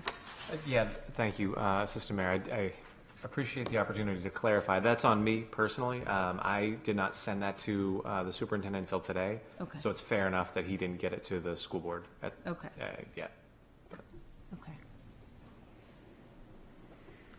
Councilor Moreau? While I find these changes necessary in a slightly different way than everyone else, we've worked really hard to have an IT department in this day and age. Cyber criminals are everywhere. And I think just allowing our IT people that really understand the networks and the security and the compliance issues, it's important that all departments fall under that. So I find that very important. And I do feel like, and maybe Attorney McCourt can correct me if I'm wrong, but I believe the school board would have time to review, and we could still change if we had to at third reading. Is that correct? If we change it to this new language, it would give them time to review. It would give them time to review before you vote on third reading. I believe. I don't know the schedule of the school board offhand, but I could certainly find that out. And any changes that would occur at third reading would have to be noticed again for second reading, correct? If it were a substantive change. Oh, yeah, and that's, I guess, another point of this. This is not substantive because we are already in practice doing this. When a contract comes to the city of Portsmouth, it is not executed by the school department without any legal review whatsoever of the city of Portsmouth. When a teacher is paid, there is not a separate tax ID that exists under that paycheck. It is the city of Portsmouth that does this. I am not surprised, but it's not something that's come up necessarily before because we didn't have a benefit to provide. The worth changing and going through, everybody's belief that somehow this is a power grab. Like the idea that we have a IT department that is now going to work on behalf of not just the school, not just Public Works, but the police and fire to ensure that all of our systems comply with the standards of which we as a city of Portsmouth hold ourselves to, and we are legally held responsible to in terms of insurance claims that we might have with Primex, et cetera. That is a benefit. The school department should not be in the position of building up a separate ID department that exists for security in the same way that the police or fire, even though they have different responsibilities, and the police department deals with very sensitive information. What we're trying to do as a city is understand that, yes, it is efficient to have a single source of IT knowledge and security standards that we're going to have citywide. That is the goal. We haven't had the need to do this before because, frankly, we didn't have an IT department that was capable of providing this. It was very piecemeal, but we ran into issues with that. Now we have a Office of the CIO. We have an IT department that's able to do that and deliver those standards. Councilor Cook. Thank you, Your Honor. I also wanted to point out that we didn't do a lot of review of our ordinances prior to establishment of a governance committee 3.5 years ago, mostly because that's just a lot of extra work on the legal team to have to go back and review the ordinances and bring them in line with current practice.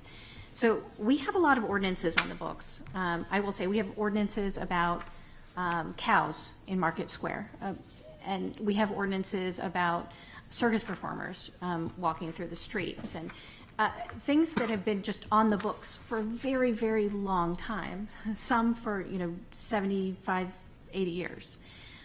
Practices that we don't have and that we don't envision having anytime in the near future. But without taking the time to go through all the ordinances and reviewing them, we don't update them. We just leave those things in. We know they're there even if we're not using them. And so what's happening now with the governance committee is that we're spending time actually going through our ordinances and trying to update them. So there's nothing nefarious going on here. I think there have been a lot of concerns around that.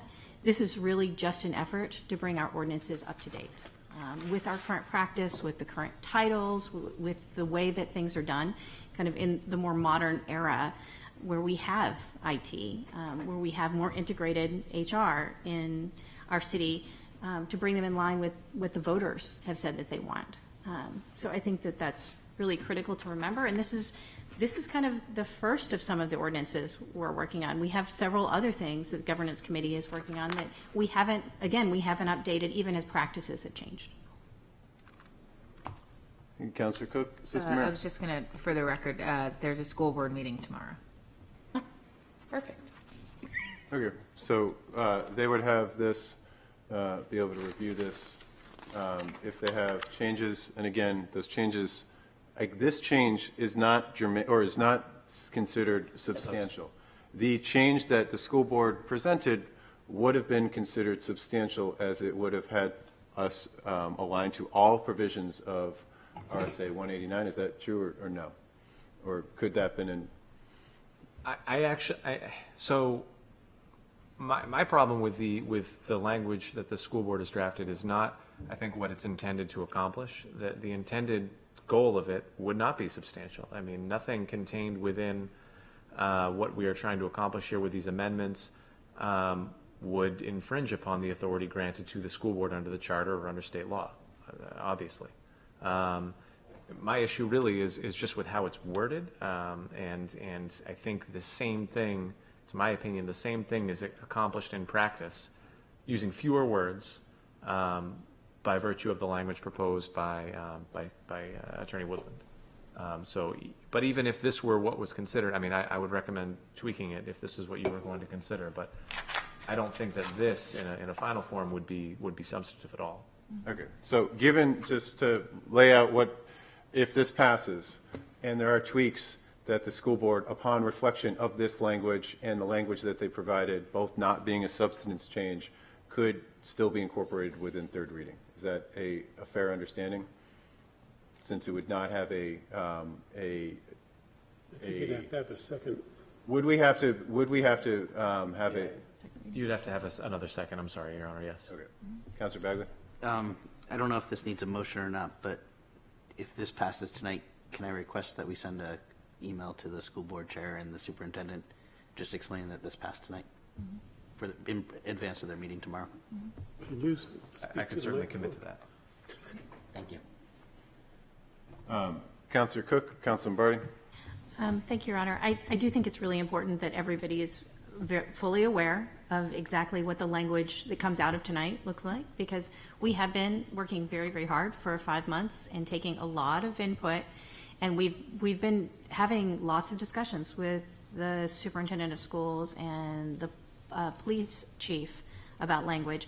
And so everybody has been aware, and we've been keeping them aware. We've been taking public comment. The city staff has been doing a lot of work behind the scenes to make sure that everybody is comfortable with the changes. And I think this change could be something that really should help people along in understanding that we're not trying to change authorities here. So.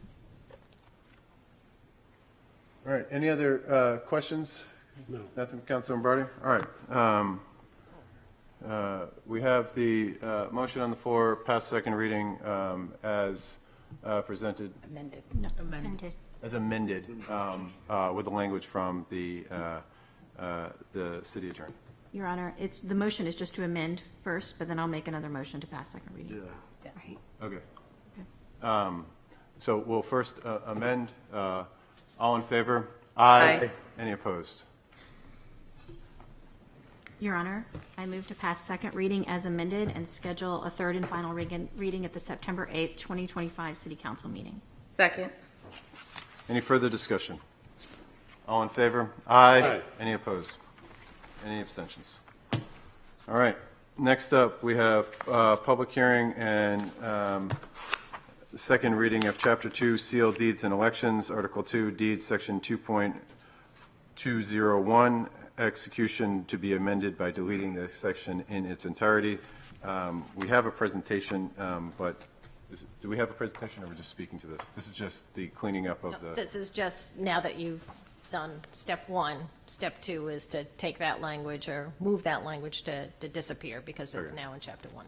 Okay, opening up the, without any council questions on this, opening up the public hearing on the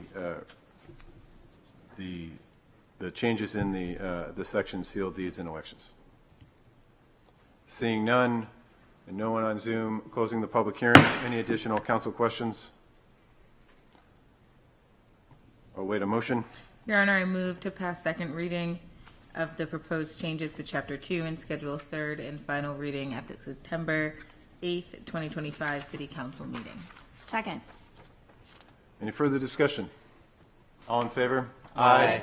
Any opposed? Your Honor, I would motion to suspend the rules and bring up third and final reading. Well, I think we have to wait to pass the third reading before, since we didn't do that, unless I'm mistaken. Yeah. So we're going to have to pass. This is just going to be trailer to this third reading of the previous. Right. We have Because to this pass. just incorporates that language Right. in terms of moving stuff around on the paper, which Can't do you one wouldn't think without that the you'd other. have to have a public hearing on, but we do. So even though we would change at the next meeting all these administrative codes to change them how they look in the actual charter, we gotta wait. We gotta have another ordinance change. I rescind my motion. Councilor Bagley. All right, now we have public hearing and second reading of omnibus vehicles, traffic, park, and ordinance amendments, Chapter 7, Article 3, Section 7.326, limited parking, 15 minutes, Hanover Street and State Streets, Chapter 7, Article 3, Section 7.330, no parking, State Street and Sagamore Ave, Chapter 7, Article 4A, Section 7A.408, taxi stands designated Pleasant Street, Chapter 7, Article 6, limited hours loading zones, Penn Hollow Street. I think we have a presentation because I see Eric Eby approaching the podium. Thank you. Members of the City Council. Do you have the presentation on there? I think it's page 70 in the packet. I can work on that. Okay. Page 70 in the packet. Huh? So we have about a half dozen amendments to Chapter 7 ordinance. These are changes to Chapter 7 that Parking and Traffic Safety Committee has committed to over the past 12 months. And every year we bring them, they're good for a year as temporary until we bring them to the council for their approval through the omnibus every year. And there's just about 6 of them. They're all in place. They've been in place for a while, so they've gotten practice in the field to see if anybody has any issues with them. We haven't heard any complaints of them yet, and I can run through them when we get them up. Where it starts in the packet is a lot of the redlining sections of Chapter 7, and then there's a graphic for each one of the changes that I can run through. You said what page, 70? Go to 73. 73 is where the graphics Maps start. start. Yep. So you have 92. Oh, it's up there. My God, help me. 73 or 70? So we're going to go down to the maps, I believe. Yes, the graphics are easier to talk to. Let's open this up. Let's go in here, share, and see if I can find that right there. And share it. And find that full screen.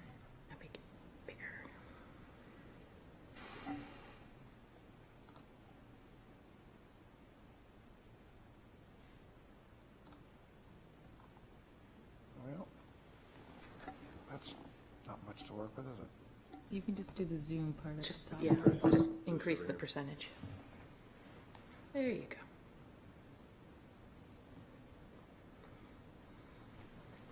Eric, how's that? That As looks good good as to we're me. going to get. Yes, that's Not fine. what I got. I got a pointer. I think my pointer will work here. All right. So the first two ordinance amendments are the 15-minute parking spaces on Hanover Street. There had been two 15-minute spaces in front of the bank down this end near Maplewood, and the change was to remove the 15 minutes, actually move the 15-minute space up to near the Vaughan Mall where there's restaurants, and it made it for more convenient takeout, putting the 15-minute spaces up here. So what we did is basically swap the two spaces. You change the Zone A space that was here and put it down here, and take the 15-minute space and put it up here on Hanover Street. You can go to the next slide. This next one was not a change that was voted on by PTS, but it was something that we came across in the ordinances while we were looking at 15-minute spaces and realized that the description of the 15-minute space on State Street was incorrect. It was listed as being two spaces near Atkinson, or near Atkinson Street, but in reality, those spaces have always been here at Washington Street. So it was a matter of just changing the wording in the, amending the ordinance to reflect the correct location of the 15-minute spaces in the field. No changes in the field, just changes to the wording of the ordinance. Next slide. This next amendment is to increase the no parking area on State Street near the Middle Street intersection. There's very small parking spaces in this area, and the problem was that your average car now exceeds the length of the parking spaces and would overhang and block the driveways into these residences and businesses on State Street. So the no parking area was lengthened, and to make up for the lack of the one space that was removed, we made up for by converting two parking spaces on the other side of State Street to Zone A spaces. So there is no loss. There's actually a gain of one metered space, but a loss of one parking space. Next slide, please. This next one was a change made to Sagamore Avenue. This is running from Shaw Road up here down to Wentworth House Road at the bottom. And it was just to codify that with the new construction, the shoulder along Sagamore Ave, that shoulder is used for a bike lane. There's no parking allowed now on that shoulder on either side. In the past, it had been a problem when the Golden Egg was in business, the restaurant. A lot of vehicles would park out here and cause issues with bicycles using the shoulder. But now with the Golden Egg been replaced by residential uses, there is no need for parking on the street.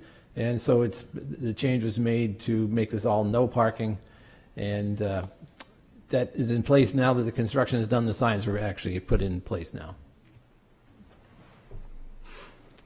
And this one is a change to the taxi ordinance with the extra wording added that says, in the case that there is no current taxi services in the city, any taxi stand can be converted to regular public parking until such time as there is another taxi license issued. So that's a matter of changing the wording and also changing the sign in the field.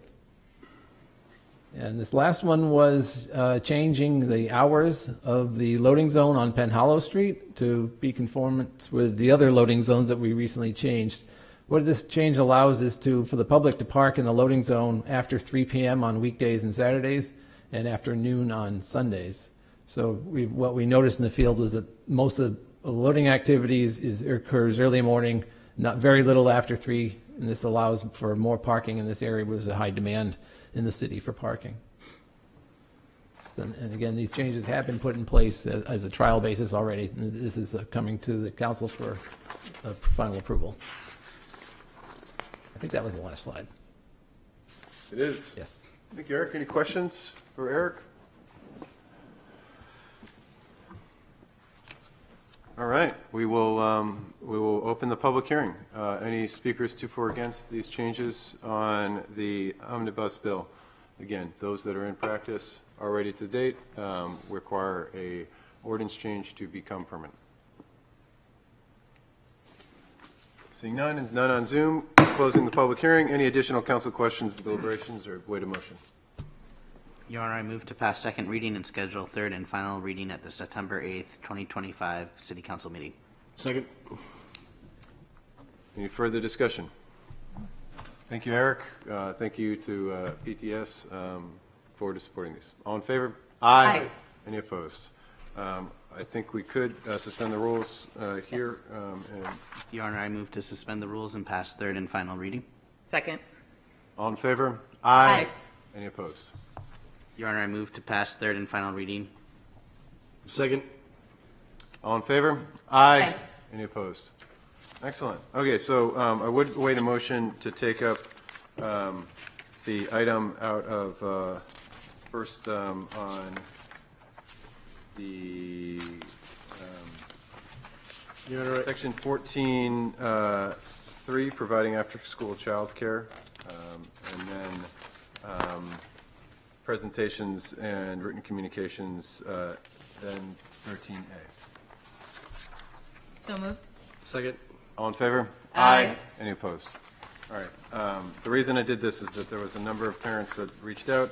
They might be in bed now or doing bedtime, but under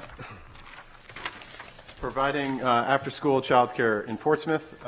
So just I'll pass the gavel to the assistant mayor. This ties into the conversation that we just finished having in terms of department versus district. We've heard many reach out, specifically on New Franklin, and some backstory. MC3, while it was eliminated on the federal level, or the ability to use those funds for all students, resulting into having to segregate out lower income students from those that are able to pay, meant the reduction in the program. Leaving many families without child care opportunities going forward. Now, the rec department did create an opportunity within ACE at the community campus, and there was an opportunity through Peak extending that to New Franklin. It has yet to meet the entire demand. And up until this point, I've heard nothing yet from the school department, although I'm sure that they're working on it, to provide these services to New Franklin families. And as such, reached out to the YMCA and Michelle Shepard, who runs the Granite Y throughout New Hampshire, had a very productive conversation and has offered or would be amenable to being engaged, connected with the city manager, and I believe there's an opportunity. Not sure that it will, work out completely. There are things like who's going to stay behind to make sure the kids get on the buses for the Y. In conversations with the city manager, if the school department is unable to do so, we will mobilize our own employees to make sure that people there on the bus. But it speaks to and while I would love for this, to a motion, submit the motion to authorize the city manager to enter an agreement into the Granite Y MCA to provide after-school child care to families of the Seacoast. As a motion, I think I made that as a motion. I forget how to make motions sometimes. But if there's a second, I'll continue to speak on that. Second. The broader question, even if this passes, is how do we act like a city in terms of multiple different departments. How do we take the buildings that we have as resources where the children already are, that we wouldn't require busing to another location, and how do we, I guess, use those resources as after-school programs? How do we bring in third parties? How do we enable our paraeducators to stay within the classrooms and deliver these services? Those were some of the things that were pointed out that are unique to Portsmouth, where we might not have that same flexibility and use of space that I believe ultimately is something that we're going to have if we're going to do this efficiently and without a cost to parents of time and driving to other locations than they currently have now. So with that, I'll rest and. Councillor Cook, then Councillor Bagley. Your Honor, thank you for introducing this issue. I have quite a bit of experience with aftercare, school-age childcare aftercare programs in schools with the YMCA, not specifically the Granite YMCA, so that's why I'm comfortable speaking to this. I was the board chair for the Southern District YMCA, which does not include Portsmouth. And we offered after-school childcare in 14 schools, and they were different districts, so it wasn't just one district. It was 14 different schools in all of Southern New Hampshire. And we also provided before care as well. So each school is structured a little bit differently. I think, though, it's really important to note that the YMCA has a history of working with different schools and their different programming, with hiring, when they can, individuals from those schools to provide them additional sources of income to work in those programs, or bringing in additional staffing as needed, and has a lot of experience in offering childcare in general. When I looked at this motion, I looked at the Granite YMCA first to see how many programs do they offer. And they offer before and after care in 27 schools currently in the state of New Hampshire. So we're not talking about an entity that doesn't have experience in this area. We're talking about an entity that has lots of experience in providing aftercare in the schools. So I think that that's really important for everyone to remember. I am a little bit frustrated because I don't think it should have had to come to the city council. I think that this is something that could have been handled in the schools. We have models throughout New Hampshire of schools entering into agreements for aftercare programs in the school buildings, and it is my understanding in conversations with legal counsel that there was nothing inhibiting the schools from entering into these types of agreements, because we actually already do with the PEAK program, for example. So I think that this is something that the schools definitely have authority to do on their own, but I think it's fine for us to facilitate that if we need to, and I'm happy to help facilitate that and support entering into an agreement with the YMCA to do so. Thank you, Councillor Cook. Councillor Bagley. Thank you, Your Honor. I just, for full disclosure purposes, I am the vice chair of the Seacoast YMCA Advisory Board, which is a non-financial board that is primarily working on outreach to the community. The Seacoast Y is under the umbrella of the Granite YMCA, which is headquartered in Manchester. So I just thought it was important to disclose that and to ask the city attorney if there's any need for me to recuse myself. Well, of course, Councillor, you alone hold the ability to recuse yourself and the responsibility to recuse yourself. I don't know the specific relationship that you have with the Granite YMCA. From what you've described, given that you are not in a position to make funding decisions on behalf of the agency, you are. Can I assume you're in a volunteer? Yes. You're in a volunteer role. You're not a staff member there. I can't see how it would be possible for you to have any financial interest, in the transaction. So I would say that you're safe to not recuse yourself from this vote. Okay, and the reason that I'll not recuse myself, just speaking personally, obviously there's no financial incentive to me for the volunteer work I do at the Y, but the two issues that I think about most on the council is our children and our seniors, and this is a way that we can really help with the kids. My daughter, we never qualified for afternoon peak. We always had to use morning peak, which was a challenge, and I think the child care challenge is a lot worse now than it was when my daughter was young. So I think anything we can do to relieve that burden parents have trying to find child care is something that we should take very seriously and investigate all options, and I want to be part of that discussion. Okay. Councilor Blaylock? Thank you, Assistant Mayor. I'm glad we're taking this on today. I know a resident brought it up at our last meeting, and I was very concerned. I think, the child care is going to become a bigger problem as it becomes more expensive for families. I know growing up in Portsmouth, we used to have the New Heights. Fortunately, they went away. There's the Peak program now, and now the changes to the MC3 program are causing a lot of headaches. But there will probably continue to be changes, sorry, the child care is not going to get easier. You know what I mean? I think there's be more challenges. So I'm glad that we are addressing this. I think we should do everything we can to help the community in this area, because this is one of the most important parts. I know I coach at the high school, and we get child care for 120 football players, but I know that's not for everybody. But I hope this solution works very well. I hope it's convenient for the parents, that the kids can be bussed over, and that the school staff would be willing to help with that. Thank you, Councilor Blaylock. Any more comments or Groner? Just one more comment, and Peak was mentioned a number of times.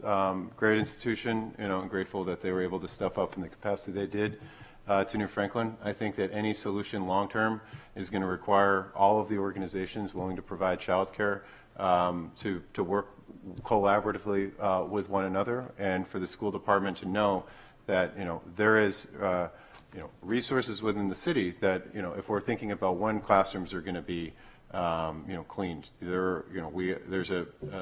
nobody thinks of I guess outside of these discussions, nobody thinks about the city of Portsmouth as separate departments working on their own individual things. They view us as a city with or without the knowledge that we are actually one legal entity. So they're right to think of us as the city.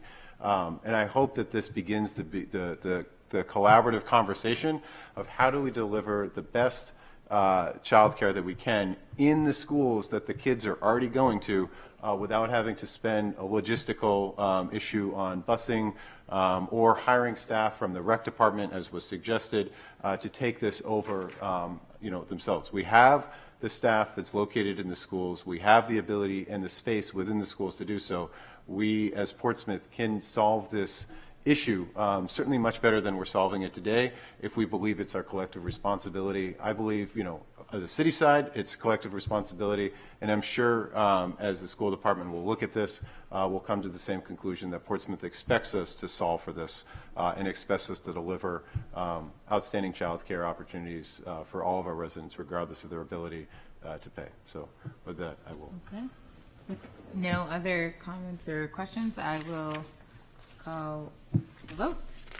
All in favor? Aye. Aye. Any opposed? Any abstentions? Okay. You're all right. That's perfect. Thank you, Assistant Mayor. And on to The other items. Acting City Manager Nathan Lunny on the Capital Improvement Plan kickoff presentation. Time to kick off. Thank you, Mayor. Councilors, let me share up this document.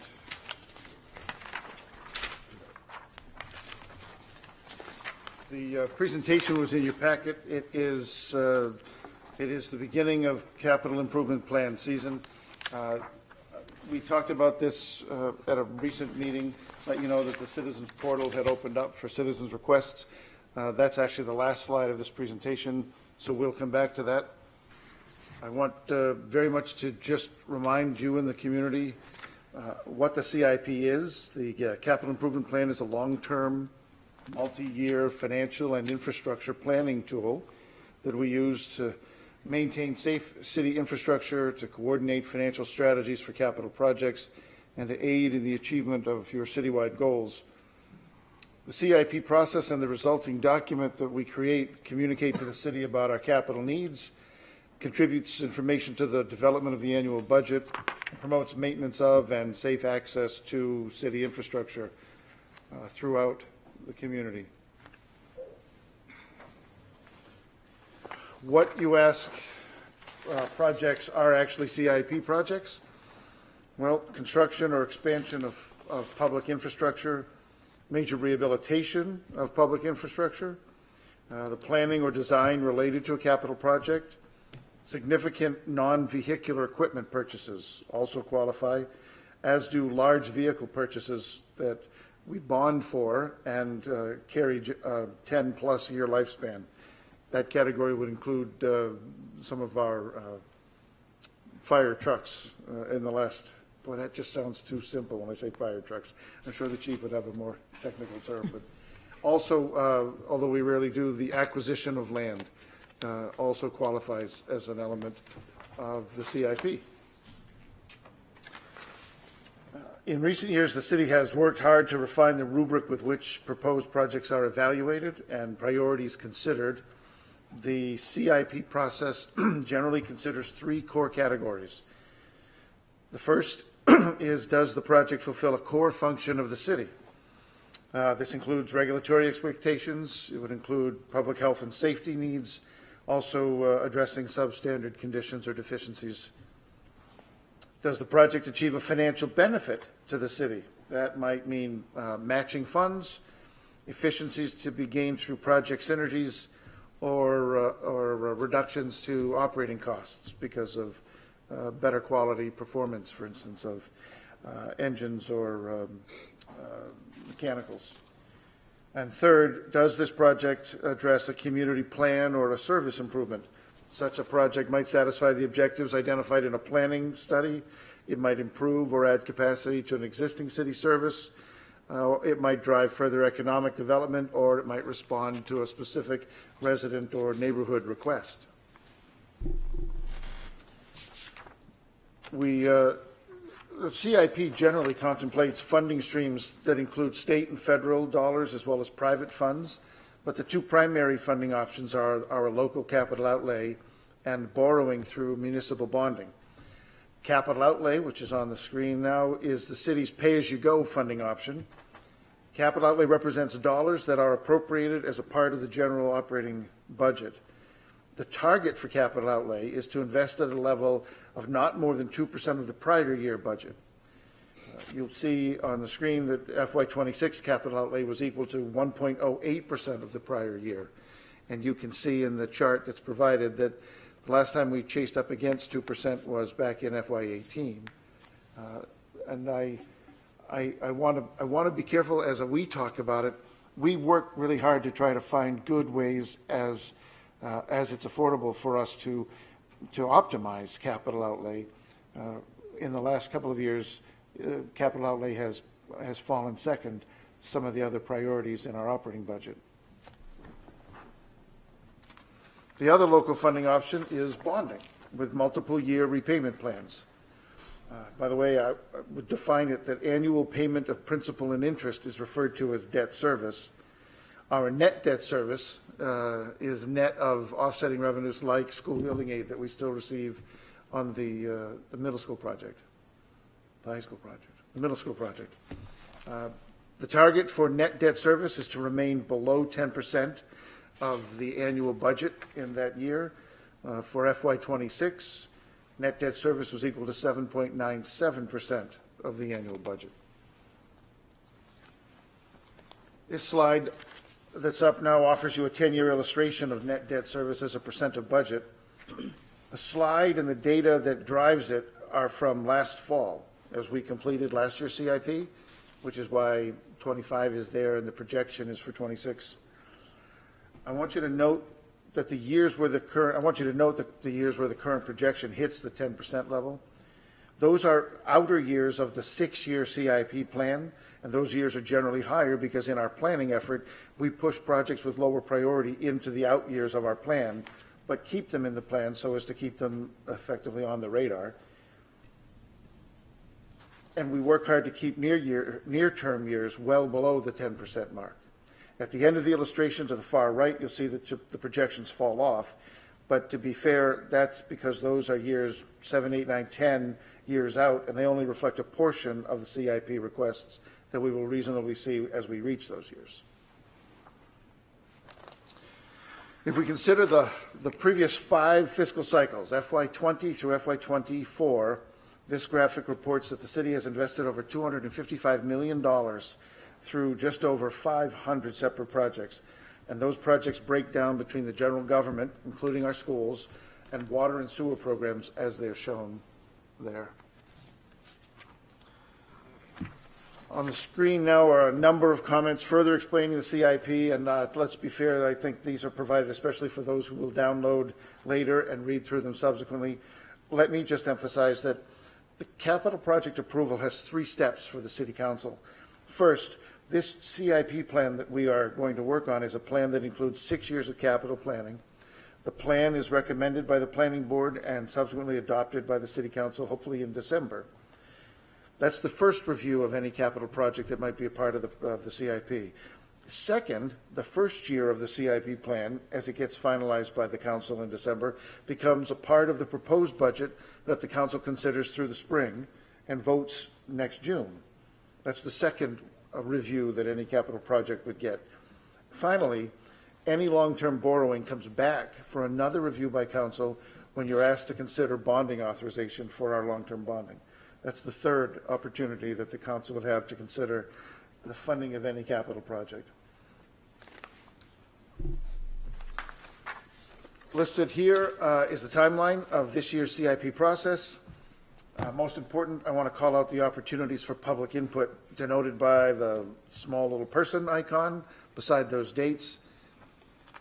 It's important to note that the full presentation of the CIP to Council and Planning Board right now is scheduled for November 12th, with a hope that the Planning Board will consider it in their November meeting so that the Council could consider adoption in December. One more slide is to just walk through for the public when they, the few of them that are viewing this now but will view later, all citizen submissions need to be done through the city's website. We have a citizens request portal. It has been open since we announced it in July.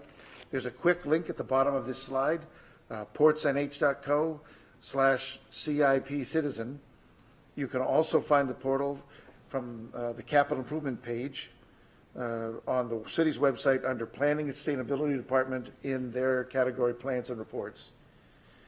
The deadline for submission of citizen requests will be Friday, the 19th of September, and folks can expect that they will receive a response from city staff if they make a submission, and they should plan, if they submit, to join us on Thursday, October 9th at 6 p.m., anticipating Conference Room A, when the Citizen Request Subcommittee will review all citizens' requests that have been submitted. The conversation that we had earlier this evening with folks from the Sustainability Committee was quite relevant because our committees are invited to use the citizen portal to advance any requests that they have into the process. Any questions, Mayor? Folks? Any questions? Councilor Bagley? Thank you, Your Honor, and thanks for the good presentation. Just to comment, and please correct me if I'm wrong, but I think the 3 takeaways is the final submission date of September 19th that people should be aware of. That when we have the CIP and the plan, there's no monies allocated to the things, so there's no big pot of money that if we take something out of the CIP that we can go retrieve because there's nothing allocated. And then sometimes things drop off the CIP for a variety of reasons. 1, maybe it's no longer needed, or 2, it might be a project that was in conjunction with the state or feds, and they're no longer doing that project, so it doesn't make sense for us to fund something. So I know those are the questions that seem to come up often about Those are the all CIP. great observations. Absolutely. Correct. Councilor Morrell, then Councilor Blaylock. I'm just wondering if we can either through our newsletter or maybe our social media sites, like a week out from September 19th, just do a blast to remind people that the deadline is looming, because, you know, some people just don't pay attention or they think, oh, I'll get to it later. And I just would like us to be able to reach out just one more time to let them know before it passes. Absolutely. I've got a high sign from the comms office out back. They will definitely see to that. Councilor Blaylock. I was just going to reiterate that it's a plan, not a budget. It is just a plan. Just a plan. The big plan. Thank you, Nathan Lenny. Thank you very much. All right, where did we end up in the agenda? We're back City to Council- Nathan Lenny. City Manager. All right, city managers, the items which require action. Do I get a moment to take a big deep breath? Okay. I can always talk, but where? I have 6 items, I think, tonight Mayor, and the first is a report back from the Planning Board regarding Frenchman's Lane. I would remind you that a letter concerning Frenchman's Lane was included in your April 21st council packet. The City Council voted to refer the matter to the Planning Board as well as the Planning, Public Works, and Legal Departments for report back. That letter and a memorandum prepared by Deputy City Attorney McCourt are in your packet this evening. At their July 17th meeting, the Planning Board voted to recommend that the City Council obtain the rights to both sections of Frenchman's Lane by whatever means required. I know that I didn't count on Deputy City Attorney McCourt to offer more if you need it, but I'd recommend the Council direct the City Manager and Legal Department to negotiate, execute, and record documents necessary for the rights to both sections of Frenchman's Lane. Any cost to the transaction shall be borne by the owners of 833 Islington Street. Your Honor, I'll move to direct the city manager and legal department to negotiate, execute, and record documents necessary for the rights to both sections of Frenchman's Lane. Any costs to the transaction shall be borne by the owners of 833 Islington Street. Second. Councilor Bagger. Thank you, Your Honor. And just a question for the city attorney. By any means required, that feels like a really strong. Is that typical language or? So it's not typical language. It just reflects the complicated nature of the legal interests at play here. I could certainly go into a lot more detail on it if you want. I can provide as much or as little detail as you'd like here. But it is a little complicated. The title to Frenchman's Lane is sticky, we'll say. Okay, and I do see in the motion that the cost would be borne not by the city. So that's right. That's right. I'm satisfied with that explanation. Okay. Councilor Cook. Thank you, Your Honor. So I have a question about the other two entities that use Frenchman's Lane, 871 and 855 Islington Street. If the city is to request transfer of deed of Frenchman's Lane, and then our intention is to transfer that deed to 833 Islington Street, what is anticipated for those other two properties to get the access easement? Will they have to pay fees to do so? Will there be any, is there anticipated, I guess, any cost to them associated with that? I can answer that. So to be clear, the motion on the table now is only to acquire the legal interests for the city. Mm-hmm. Any further alienation of title would have to come back to the city council for further consideration. That's not part of the current motion. Okay. Or request. So I guess I will change my question slightly then. If the city does acquire the rights to Frenchman's Lane, and then it does come back to the council for consideration, would you anticipate that if we transferred this property, if we owned it and transferred it, that the other entities would have to pay fees to acquire their easement rights that they currently have without question? That would be part of a negotiating process. That deal hasn't been presented to the city yet. We haven't formulated any sort of proposal with 833 Islington Street. They have not formulated any proposal of that nature to the city, and the city has not formulated any similar proposal. So a question, and maybe Councilor Moreau is going to get to this, but a question would be, right now, the portions of this are controlled by the state of New Hampshire, and we would go requesting those rights to be transferred to us, of which they would be our rights and our interest. And then if we were to, or a future council, depending on if this comes back this year or likely next year, would then have the discussion of being able to say, we are going to have access to this or not, would be a future council's decision on what to do. That is, as I understand it now. Mm-hmm. Councilor Moreau? I was just going to add to that. I mean, the title is just very unclear on both of these parts. So us getting whatever state interest released to us then gives us the control to then create easements if we need to parties that use it and put that all as part of a negotiation. But it doesn't mean anything's going to happen. It's going to be a future decision, but we can't do anything until we have control of it. And that's step one, which is today. Okay.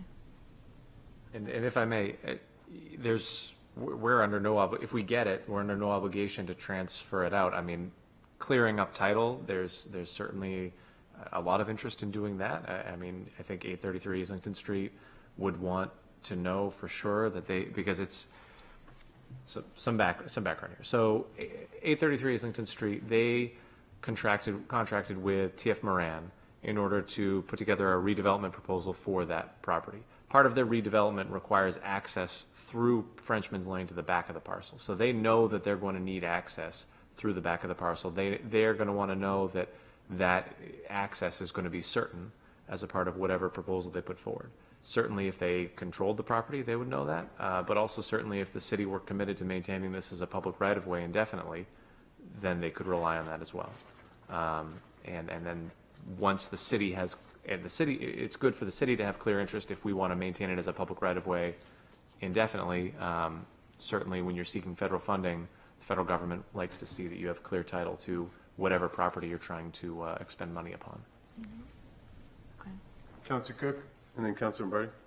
Thank you, Your Honor. So I'm just expressing a concern that I have around specifically the 855 Islington Street property, which is the Button Factory Studios, which is an extremely important arts institution in the city of Portsmouth. And they currently have access to their property through Frenchman's Lane. So I don't want to do anything that could potentially jeopardize in the future that access, because we have very, very few studio spaces in the city for artists. And so I'm mindful of that if the city does go through this process and acquires this, that if there's any future negotiation, I do not want 855 Islington Street to be penalized with a associated fee to access their property, because our arts institutions don't usually have that kind of funding. So I'm just really mindful of that. Thank you, Councilor Cook. Has there been an example of us and I have no idea what the answer to this is, but in taking rights to exclude, like is there examples where we would have charged a fee? I understand the councilor's point, but I'm just trying to see if there's examples where we might have, in the negotiation of transferring existing access rights, would we have disenfranchised somebody that currently has access to that parcel? Or I mean, I guess I can't speak for the planning board. I am sure, and Peter Stith's back there, he could back me up if need be, but I'm sure I could speak for him on this. The planning department would not recommend any transfer out of property rights which would deprive a parcel of land with access to a public right-of-way. I mean, that goes against fundamental planning principles. Councilor Lombardi? Yeah, well, you asked a lot of what I was thinking about, but I guess I was wondering about what would the reason be for the city not to maintain that property? We already do. Sure. So we do now. I have spoken with the Public Works Director. This is an odd street to maintain.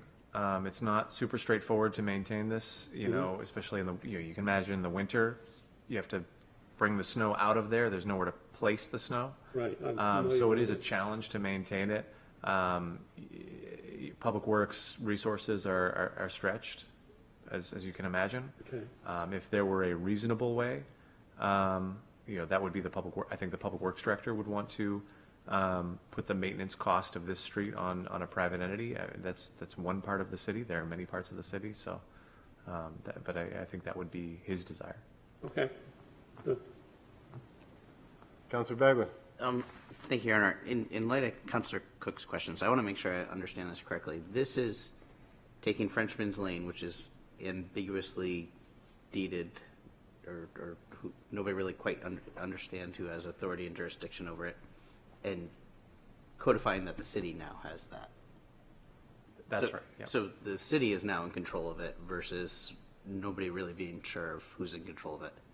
So I guess from my perspective, this looks like to me, this is a good thing because we can protect it as a city entity, whereas we've learned in the past that when there's ambiguity over sewer lines and such, that can lead to a lot of problems. Yeah, I agree, yes. Okay, good discussion. The city attorney tried to not give us all, tried to make it go faster and probably made longer on that one. But I appreciate Councilor Cook's questions on this, and know that we'll continue to preserve access, especially if it's under city control, to city institutions like the Bun Factory. Do we have the motion on the? Already done. Yep. All right. All in favor? Aye. Any opposed? Opposed. Next up, request for public hearing regarding amendment to Resolution 6-2022. Oh, no, sorry, this is your That's job. fine, No. regarding the funding scope for the police station and the municipal complex feasibility study and design. So resolution number 6, 2022 was adopted by you on April 4th, 2022. And it authorized the borrowing of funds for feasibility study and design of a new police facility and/or rehabilitation of the existing facility. Bond counsel advises that because the project now is grown in scope and includes the municipal complex, it would be appropriate to amend the language of the authorization to reflect the change in scope. In reference to comments offered at the public comment earlier, I would tell you of your plan for the policing facility, this authorization was for $1.4 million, of which we have already issued 200, and then 300, and then 400,000. So 900,000 has been issued, not all of which has been spent, and there remains $500,000 not issued, but authorized. And bond counsel instructs us that we should adjust the authority to spend for the purpose as revised. And so we'd ask that you schedule a public hearing on September 8th, 2025 to address this amendment to the resolution. Your Honor, I move to schedule a public hearing on September 8th, 2025 regarding the amendment to the resolution. Second. Any discussion? And to put this in even plainer speak, because the scope, when we had the municipal building committee, was not simply the police department, but it's the municipal building. Bond counsel has told us that we need further authorization and another public hearing to make sure we're on the right side of this. So harkens back to the conversation we had two council meeting ago, that even if we are having a discussion or there's bond authorization and it's even part of it could go to something that's not authorized in that, and that's the example here where we expanded it to the municipal building, we have to have another public hearing to make sure that we're on the right side of this. Absolutely, and let me clarify, you are not authorizing, if you do this at the next meeting, you will not be authorizing new dollars or more. You're only changing the scope of the authorization already given. Just a lot of talk about bonds and issuing them. There's a lot of rules that go along with that, and if we change the scope on any project, we have to bring it back. That's what we're doing here, because we're talking about the municipal building, not just the police station. All in favor? Aye. Aye. Any opposed? Opposed. Number 3 is the approval of School Superintendent McLaughlin's employment agreement. In your packet this evening is a memorandum from labor negotiator Tom Clausen regarding the school superintendent's employment agreement. The projected costing of that agreement is also included there in your packet. I recommend that the City Council move to approve the employment agreement for the school superintendent in substantially similar form to that included in the packet. Yes, I move to approve the employment contract for the school superintendent in a form substantially similar to the contract contained in this packet. Second. Any discussion? Seeing none, we will need a roll call vote because we need to have 6 members pass this resolution. Assistant Mayor Kelly? Yes. Councilor Cook? No. Councilor Blaylock? Yes. Councilor Bagley? Yes. Councilor Moreau? Yes. Councilor Lombardi? Yes. Okay. Mayor McCackron? Yes.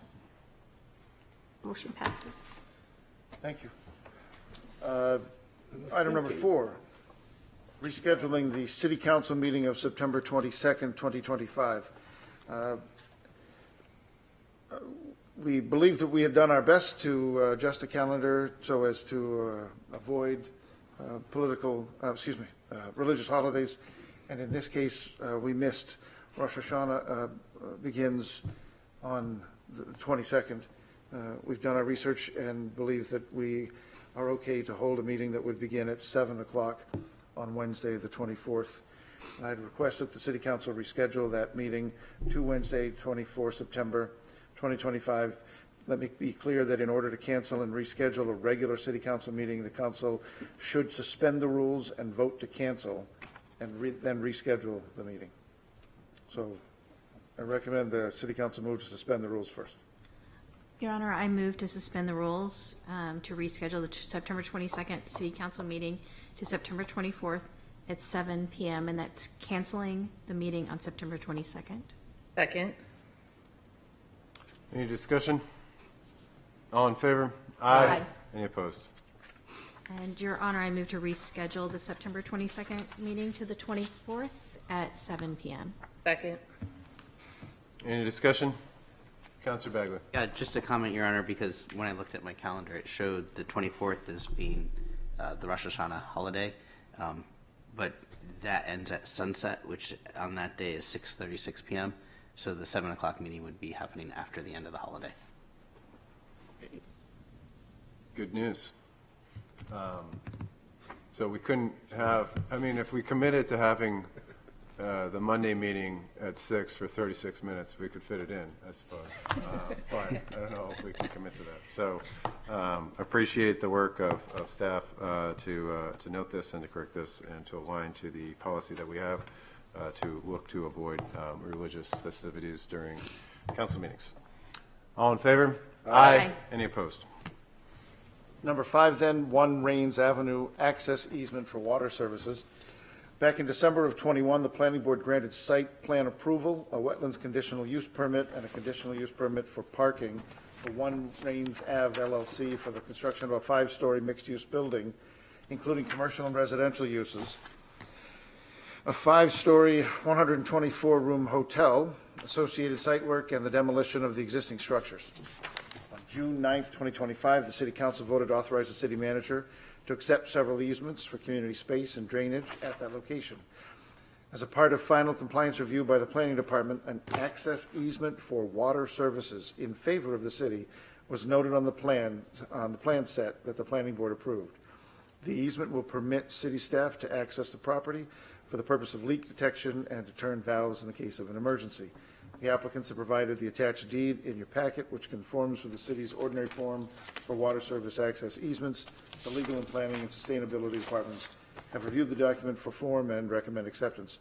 So I recommend that the council move to authorize the city manager to accept and record an access easement for water services in substantially similar form to the deed contained in the agenda packet tonight. Your Honor, I move to authorize the city manager to accept and record an access easement for water services in a similar form to the deed contained in the agenda packet. Second. Any discussion?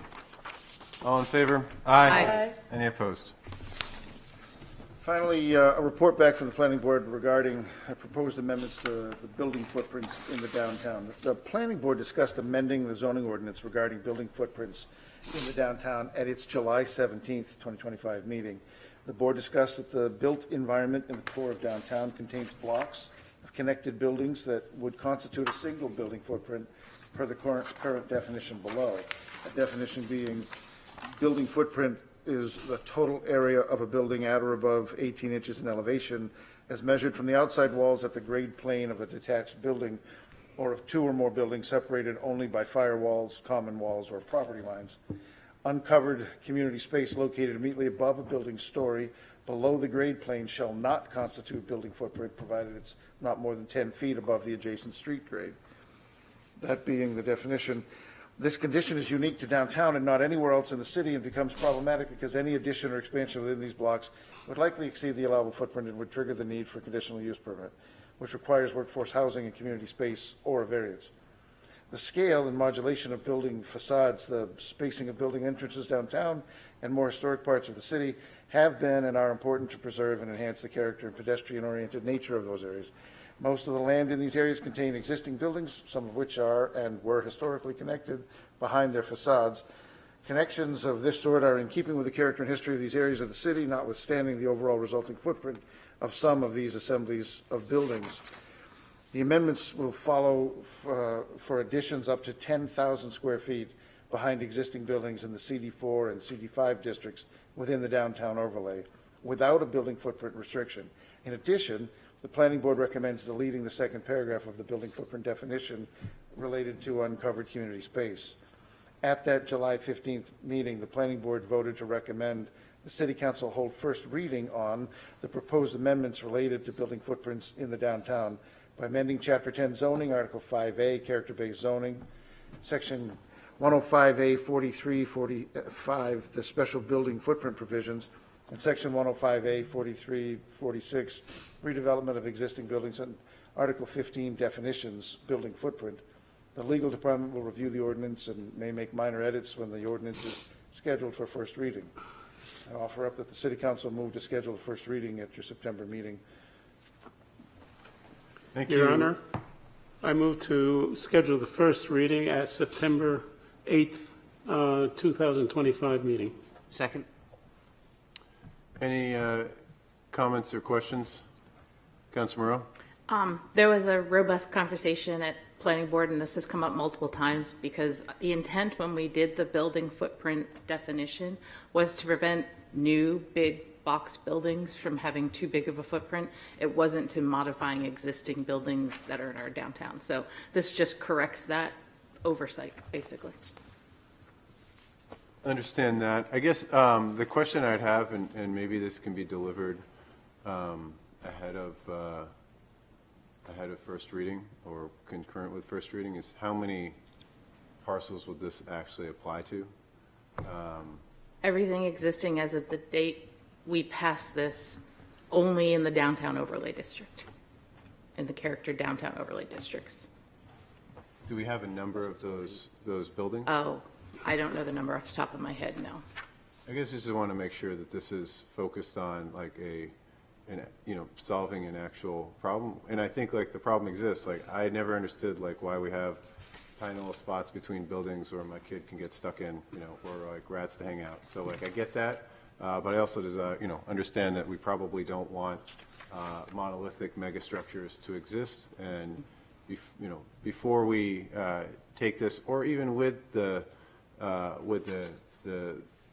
first reading, would like to see a report back if possible, and I'd ask the city attorney if this is possible to deliver with the planning department in concurrence with first reading a report back of how many property owners this would potentially affect.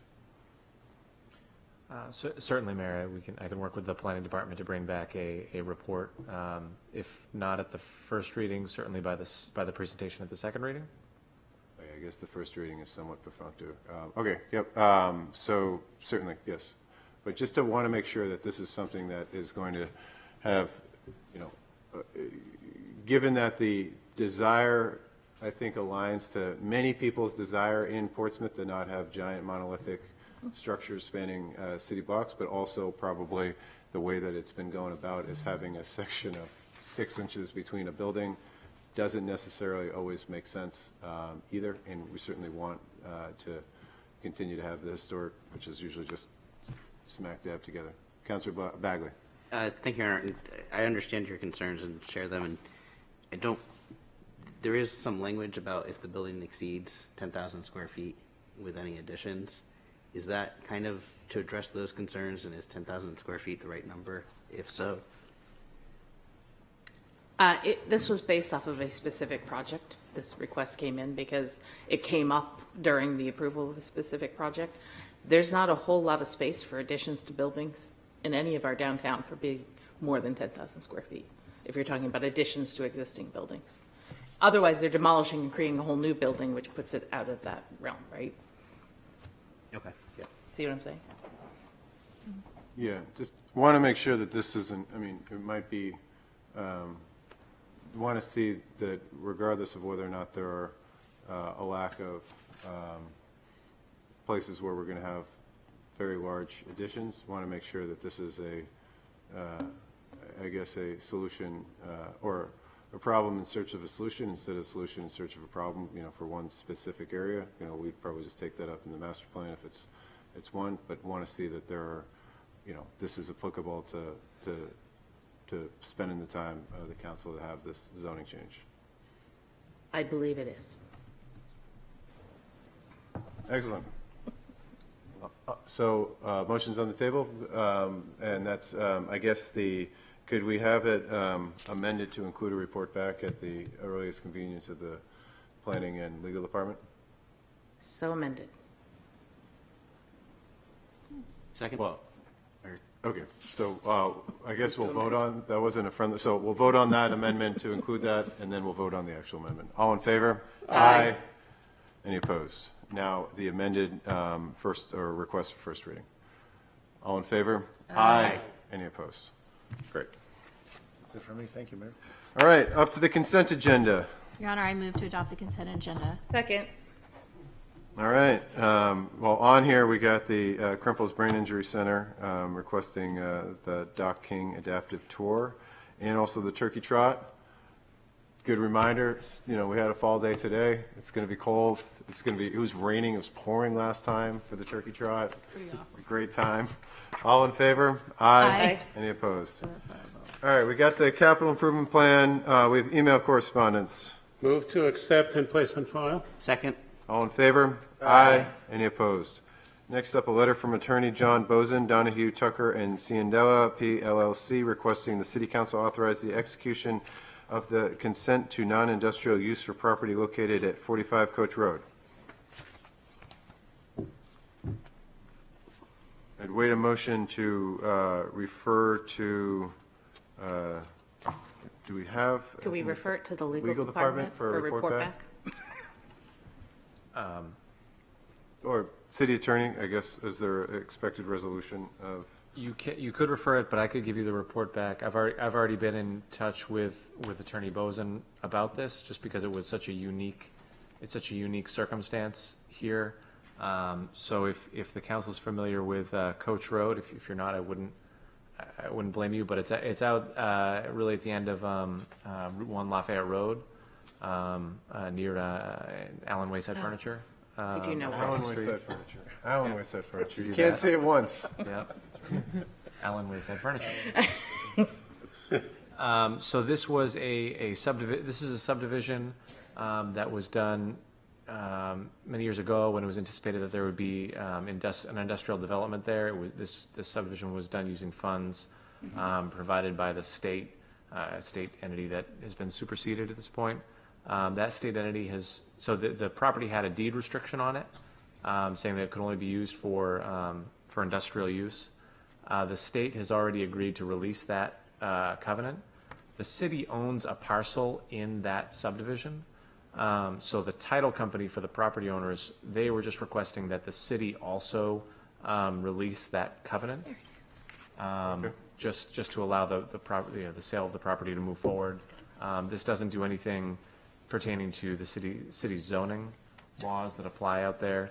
This is just to allow that legal covenant to be released, although I don't know that the city actually has much of a right to assert any. Okay, so this is, Right over they it. want it to be they want to do something that's non-industrial at the site. Our zoning will control whatever what was existing before was the state's covenant when they had a plan for it. That plan is dissolved, not going forward, and the title company is asking us to also release this covenant because we have an interest in one of the properties there. Is that correct? Yes, Your Honor. Okay, this seems reasonable. Okay. Your Honor, I'd make a motion to refer to the city manager with authority to act. Second. Any further discussion? All in favor? Aye. Aye. Any opposed? All right, next up is petition by residents along Islington Street requesting sidewalk restoration. Your Honor, I would move to request a report back from the Department of Public Works. Second. Any discussion? Counselor Cook. Thank you, Your Honor. I think it would also be important to make sure that this is referred to the CIP committee that looks at CIP requests from residents as well, so that they can at least discuss it in the beginning of their discussions, rather than waiting until our next September 8th, after our September 8th City Council meeting. So could that be modified, Assistant Mayor, as a part of your motion? Yes, I would take that amendment. That's a friendly amendment to also send to the committee in case they miss the deadline. Don't think they will. But yeah, as I recall, this was something that we were looking, we try to get consensus. There was not consensus on this sidewalk, as I understood it, at least living through it a few years ago. And so now that there is, and I think it's probably as a result of the flashing beacon and the popularity of the rail trail, that sidewalks, I don't think, I'd be surprised if it will be asphalt. I think it likely will be concrete, but we'll go through the CIP. Councilor Bagley? Your Honor, I don't think anybody from Public Works is here, but I do think there may, with the city standard of, I think it's 5.5 foot wide concrete sidewalks versus the narrow asphalt sidewalks, there may be, we want to make sure the residents know with that report back from Public Works what type and how big the sidewalks would be going in would be. Because I think that was the issue of contention. As I'm recalling, that probably was. But yeah, so that'd be a report back. I don't know if we replace anything with asphalt, given the fact that from a maintenance standpoint, it does just, we have to maintain it a lot more as roots push it up long-term. But Councilor Moreau? I would think because the opposite side of the street has an ADA width sidewalk, it would be okay for this one to be narrower. Because I know there are some sidewalks in my neighborhood, because of the requirement, are narrower than that, so. Fun place is about to Sorry, I deal with sidewalks a lot. We have a lot of neighborhoods request narrower sidewalks due to New Hampshire state law, which is a little bit unique. The city is responsible for the clearing of sidewalks. The reason we have the asphalt sidewalks is, one, they're much more durable, but concrete is they're much more durable, but also it allows us to access them with the sidewalk plows, which is, so it could potentially be a can of worms if we allow one part of the city to have narrow sidewalks. We might be upsetting other parts of the city, so to speak.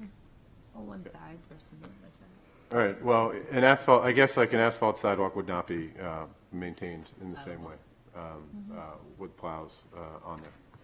I don't know if we can fit that in, but that's why, the Grand Poobah, Peter Rice will opine on this. But it will go to the CIP as well. So we have a motion to get a report back from the Department of Public Works, as well as send it to the CIP committee. Subcommittee. All in favor? Aye. Any opposed? Next up, a letter from Mike Dago, Friends of Italian Americans, requesting permission to use public space to hold an Italian Festa celebration on Monday, October 13th, 2025, from noon to 4 p.m. Your Honor, I move. Assistant Mayor? Yep, I was going to say, Your Honor, I'd make a motion to refer to the city manager with authority to act. Second. All in favor? Oh, Councilor Cook. Your Honor, I just have a question about this particular space that's being requested is not technically public space. We have a public easement there, but it is a space that is owned by a business. So I just want to make sure that that's clarified in this process. Yes. I've actually spoken with Mr. Daigle about this, and they are working with the owners as well. But because it is open to the public space, they also need us involved in that conversation. Okay. Very good. Thank you. All right. Thank you, Councilor Cook. All in favor? Aye. Any opposed? All right, we're on to the council agendas. Appointment to be voted, the appointment of Anna Howard as a regular member of the Economic Development Commission, filling an unexpired term until October 1st, 2026. Your Honor, I move to appoint Anna Howard as a regular member of the Economic Development Commission, filling an unexpired term until October 1st, 2026. Second. Thank you, Anna, for your work to date. Look forward to you continuing to serve the city through the EDC. All in favor? Aye. Any opposed? Next, we have the acceptance of resignation from Kelly Delecta of the Board of Library Trustees. Your Honor, I move to accept with regret the resignation of Kelly Delecta from the Board of Library Trustees and to send a letter of thanks and appreciation for her service to the city. Second. All in favor? Aye. Any opposed? Thank you, Kelly. And next, Counselor Bagley, Parking Traffic Safety Committee action sheet and minutes of the, yeah, you got it. Your Honor, I move to approve and accept the action sheet and minutes of the August 7th, 2025 Parking Traffic and Safety Committee meeting. Second. And Your Honor, with your indulgence, I'll speak to this because there's a number of items that may be of interest.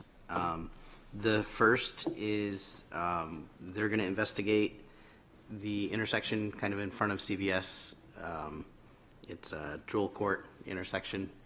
There's been a couple crashes there recently, and we want to see if we can make any modifications to increase the safety there. But it's, as everybody knows, that's a pretty challenging intersection, so there may not be much we can do, but we're going to get a report back on that. There's a couple 15-minute spaces downtown are being reviewed, and we'll get a report back on whether or not they make sense. But the big one is, we've talked about this in the past, and while it was also part of the Market Square presentation, Director Rice was clear to say it's really part of the Fleet Street sewer separation project. So as everybody knows, we've replaced all the sewer lines on Islington Street. That was a massive construction project. It is now jumping across the intersection to Congress Street. So even though it's called Congress Street, Islington and Congress are all, part of the same line, essentially. Because of the construction that's going to be happening there, it's going to be pretty disruptive. We have to dig up the sewer lines and put new sewer lines and water lines and all the utilities underneath. When we put the streetscape back together, that's an opportunity. We can put it back together more or less however we want without the cost of just redesigning the streetscape. What was proposed to us about a year ago, and that the Parking, Traffic, and Safety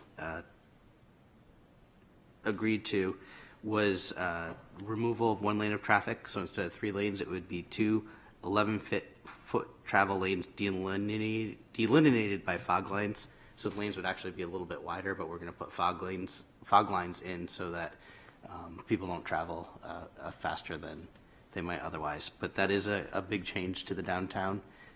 The sidewalks on the flatbed side of the street will get a couple feet wider.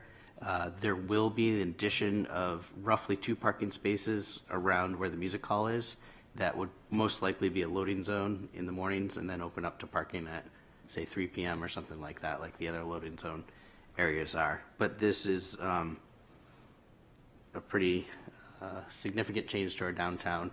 And I just want to advise everybody that if we do pass the PTS minutes, it would then take, I think, a super vote to overturn it. Well, I think that the minutes will not exceed the council term, and so it will be it can't last forever. Just the minutes. It needs an omnibus bill to make it permanent. Second, this will be as a part of the when is the project starting on Fleet Street? Relatively soon. My understanding from Dave DeFosis is that we were ready to sign a contract as soon as this is approved. And I don't know if anybody here knows. I almost feel like this spring. Oh. The spring of next year. Okay. Yes. Yeah. And First, Councilor Blaylock, and then Councilor Cook. Thank you, Your Honor. I've had several, residents reach out. More they were concerned that this all happened. I know that Parking, Traffic, and Safety is in charge of the roadways, but that it happened at a Parking, Traffic, and Safety meeting where the public, wasn't aware of this decision was going to be made, and they didn't have a chance to speak on it. And they're just kind of concerned, that they wasn't more of a bigger process. I'm concerned because we can't control where people park, people park illegally. People love to park right in front of flatbreads, pick up their pizza. People love to park even further down. So my concern is, what if someone parks in that lane? Now we have 1 lane. That's going to cause real bad problems on Congress Street. That's probably my biggest concern right now with this. It's weird that this goes through Parking, Traffic, and Safety, and we just approve their minutes, and that's how Congress Street changes and downtown changes, that seems just weird. But, so I'm probably going to vote against this because I think we should spend a little bit more time discussing it. Okay, Councilor Cook. Thank you, Your Honor. This project is actually starting in September with the Vaughn Mall. And I think that that's something that our residents should be aware of, because there have been meetings to discuss what's happening at Vaughn Mall. But we have to start with sewer replacement and water line replacement on Vaughn Mall, so the trees will start coming down and we'll start ripping up Vaughn Mall as early as September. So that's all part of this same project, and I think residents sometimes miss these meetings. They don't realize that we're having these meetings. We do advertise them. They go out in the city newsletter, so there has been a lot of discussion in those Vaughn Mall meetings about the fact that this also is part of what's going to impact Congress Street ultimately, and the replacement in Congress Street. I also, we just adopted the Market Square Master Plan, and while I didn't vote in favor of it, this was part of the Market Square Master Plan, was changing the roadway there to 2 lanes, and there was significant public input in the Market Square Master Planning process. So residents had several opportunities to reach out and to talk to the city about that. And so I think that that's important as well. A lot of times people say, well, I didn't realize this was going to happen, but we've actually had a lot of public input already on this process, and I feel bad for those who feel like they didn't have input. The council always appreciates hearing from you, and I'm sorry that you maybe didn't realize that Market Square Master Planning process also helped define what Congress Street was going to look like. I'll support this motion because I think it's really important that we have ADA accessible sidewalks. And my biggest concern is that space in front of Flatbread, when people are coming down the sidewalk in some of the newer wheelchairs, specifically those that are motorized, there isn't enough space for a companion to walk next to them around the light posts. And it's actually really challenging to traverse some of those areas.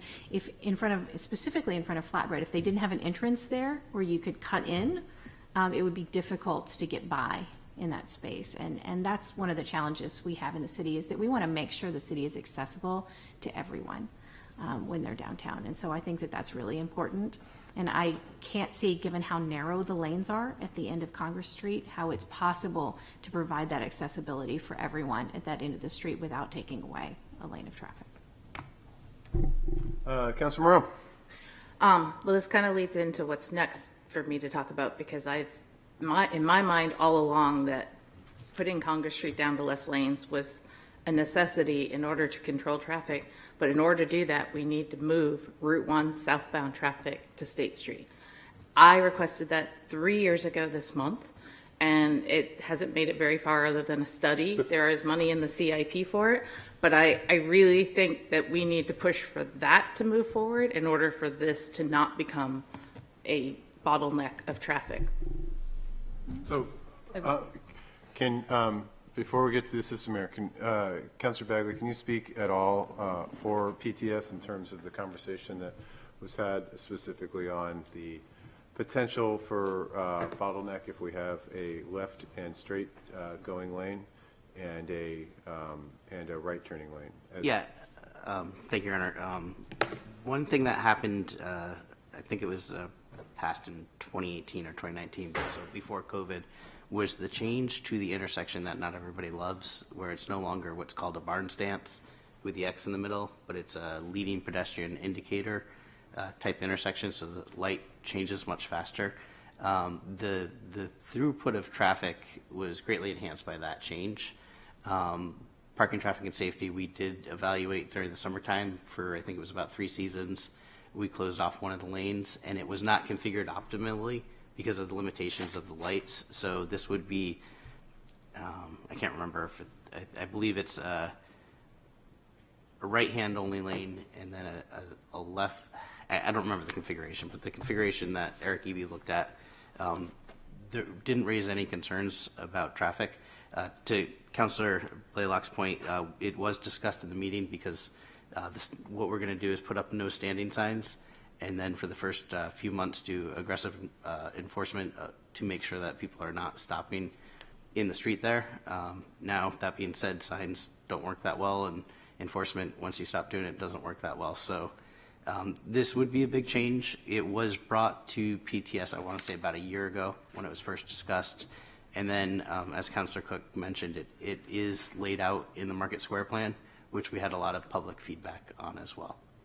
How far up does the loading zone go? Or It's about 2 spaces, and you know where the new music hall It's members right bar after is? the arch. It's right by, yeah, it's right by the arch, and it's big enough for 2. I would say, I think our standard is between 18 and 24 feet long for a parallel parking space. So it would be 2 of those plus a buffer for turning in and turning out. Assistant Mayor, then Councilor Lombardi. Councilor Bagley basically covered that. I think it's important to note that while these plans were running separately, the Fleet Street project and the Market Square refresh, those traffic simulations were part of the conversation and the work done in the Market Square refresh with turning Congress down into 2. And so that there were, in several of the meetings done with the subcommittee, there were plans shown with what the flow of traffic would look like, how far it would go back. One of the big things that was presented too in the Market Square refresh is turning Pleasant Street into just 1 lane, and therefore reducing the amount of traffic that gets bottlenecked up top, that then gets shifted into 2 lanes, that then gets shifted into 3 lanes. So while this part of the Fleet Street project is really looking at that approach, I think we as a city and as a council need to make sure we're also looking from the 10,000 feet up to talk about that. This is a phased approach to changing vehicular traffic patterns completely in downtown without removing vehicles completely from downtown. So will it take a little bit of getting used to? Yes, but I think that you can go on to Congress and on a Tuesday and have no traffic. You can go 10 minutes later and have traffic. As someone who I think a lot of us know, we're downtown quite a bit. It's never taken me more than 4 minutes to get from turning on to Pleasant Street to getting off. More than the vehicular kind of delay at the end of Congress heading into Islington, you have kind of this hodgepodge of crosswalks, that people are cutting through and not knowing where to cut out. And so I think, as this project goes through and then we see over the next few years the transition through Market Square, I think it's very important. And as somebody who's also, as a personal note, as somebody whose mother-in-law is a quadriplegic, we can't go downtown with her right now. And that is something that I take personal, and I think a lot of people need to realize that there are a lot of people that can't access our downtown in an enjoyable way that this really is going to affect. And I think we as residents and visitors of Portsmouth have to take more responsibility to follow the rules. Councilor Blaylock, and I saw the other hands go down. Yeah, just to reiterate, my biggest concern is, I know right now you don't get stuck downtown for more than 4 minutes because there's those 3 lanes. But when somebody blocks off one of the lanes and there's only 2, because they want to get their pizza and they've got the kids in the car and they're, and maybe the pizza's not ready, so then it's there for 15 minutes and they're blocking that whole lane, there's only 1 lane, and say the bridge just gets out, then how long are people going to be waiting? I want to really see this. I want to hear from, the experts. I just get, I'd like to hear more. So I'm not supportive of it yet. Thanks, Councilor Blaylock, Councilor Lombardi, and then Councilor. Actually, I think that 3rd lane on Congress Street is the reason why people stop there. If there's 2 lanes, they just won't be able to, and that'll be enforced. That has to be enforced. Also, I've always been an advocate for changing the relationship, the ratio between street and sidewalks. The sidewalks need to be wider.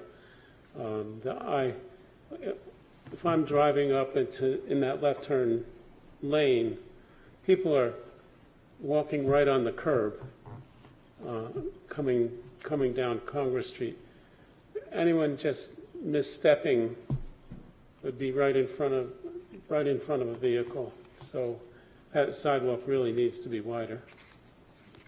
Councilor Barty, Councilor Bagley. Your Honor, just for reference, anybody watching at home, the preliminary sketches are in the previous PTS agenda meeting, and it, just because I misspoke earlier, it's the right-hand lane will be right turn only, and the left-hand lane would be straight and left-hand turn.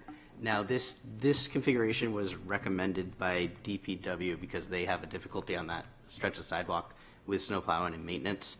However, I personally think it's a policy decision, and we now have the Route 1 bypass and the high-level bridge, which didn't exist when all of this was created. And there's something in traffic studies called induced demand. If you have a very efficient route to go with your car, people are going to take it, even if they don't necessarily need to be on that section of roadway. But I think the policy decision is, what are we prioritizing in our downtown? Are we prioritizing the pedestrian experience, which this does, or do we want to prioritize getting vehicles through the downtown faster? Councilor Blaylock. I guess my only other concern I just thought of, I know we talk about when we widen the roadway, people tend to drive faster. So if these 11-foot lanes, I know late at night, people drag race down Congress Street. I get out of work very late when we close the restaurant. And they do it, and I just, that I would like to, again, hear more answers about that. I just want more answers to these questions, these concerns, before I would be able to support this. Councilor Blaylock, my thoughts on this are I agree. I'm somebody that parks there probably, definitely illegally, I suppose, and grabs pizza. I think with the loading zone, that would be reduced. I also think that if, Vince was up my butt, beeping at me because I stopped in one half of the travel lanes, I'd probably keep moving and go around the side and figuring up a different way to get the pie. So I agree that this is part of the master plan. I also agree that there are lots of folks that saw the article and question, as if this is being done. It's one thing to say, we've studied this, but they'll point to countless traffic changes that we've made and said, well, you studied that and it still sucks. So, I get that, but this is part of a broader set of plans that we've put forth, and I think that we always hear from we hear from a lot of residents that want it easier to walk downtown and to prioritize people over cars. This one, I think, splits the middle.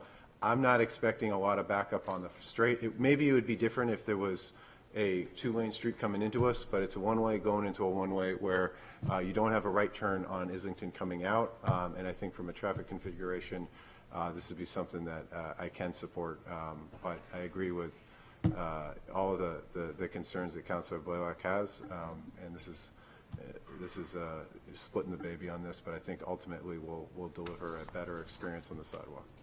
Councilor Bagley? Yeah, Your Honor, thank you, Your Honor. I just want to make one final point because I think this keeps getting lost in the discussion. The driver for this project is all the stuff going on underneath the roads. We're not reconfiguring the roads to reconfigure the roads. We're reconfiguring the roads because they're going to be dug up anyway to replace the sewer pipes as part of the I believe we're legally mandated to do this project. Well, it's worth repeating because if you're looking at this and the amount of people that are watching at 10:15 right now, limited. The amount of people, we won't pan out to the audience right now. The amount of people that are going to be on YouTube later, also limited. The amount of people that will look at this when the road is constructed or pulled out, this is something that I 1,000% would not support just from the inconvenience factor alone, as if we were reconfiguring these streets to simply do this. But the fact that we got to rip the street up to replace 200-year-old sewer pipe, then I can support putting it back in a way that prioritizes some pedestrian traffic and hopefully makes this, allows it so I don't have to be a scofflaw when I walk up from the loading zone to pick up the pie versus other way around. Councilor Cook. Thank you, Your Honor. And I want to emphasize that, and I think I said it very inelegantly earlier, that if you didn't know about this project, I'm sorry, we've been working really hard to make sure everybody knows about what we're doing at the city. Please sign up for the city newsletter, and make sure you know about all the meetings we're having, because this has been discussed for quite a long time, and I really feel bad for those who weren't aware that we've been in these discussions in this process for so long. Councilor Lombardi. And I would just like to support Councilor Moreau in pushing for the State Street. You're going to get a chance. She's got another, it's on her next, it's We under haven't her gotten there address. yet. All right, let's get to that one. I'd like to do that. So we'll have first motions on the floor. All in favor, aye. Aye. Any opposed? Opposed? All right, thank you for that. We'll have Councilor Moreau. Yes, as I stated before, 3 years ago, I requested for this to be studied, and it was, and I know we've put design monies in the CIP, and so I'm just looking for a status update as to where all of that stands and a report back from staff. And I didn't specify what staff because I figured I'd let the city manager choose. So Councilor Moreau, on this, I think the conversation that we just had and reminding of I'm trying to think of a word that's appropriate to say, but the construction and the amount of effort that's going to go in and the inconvenience that's going to happen. If you would be amenable, what I would like to hear from that is if that could be considered as any mitigation from the construction standpoint here as a way to at least temporarily, instead of, like, are there things that we can do temporarily that are not going to require an enormous amount of structural change that could be looked at as a positive, given the fact that this is going to be a big pain in the butt. And if we could look at it as a temporary basis rather than just all the effort that would go into redoing that street, and see if, as a result of those changes, people enjoy those changes as a alternative to this. As long as we get to the end result, we can do it temporary, we can do it, I want to do it long-term eventually, but I'd like us to at least get a report back maybe on both then. Okay. Do you need a second? I don't think you have to make a motion when you ask for a report back. Okay, I guess not. New rule. Yeah, All right. we just make the request. And I definitely support this request because this is really a huge part of the reason I voted against the Market Square Master Plan, because I felt like we didn't take the opportunity to look at this, which was part of my motion following Councilor Moreau's motion to request a study of this. So to have Market Square be, I think, what we desire and not have backups of traffic in the long run, it would be nice to look at State Street as a two-way. State is the issue.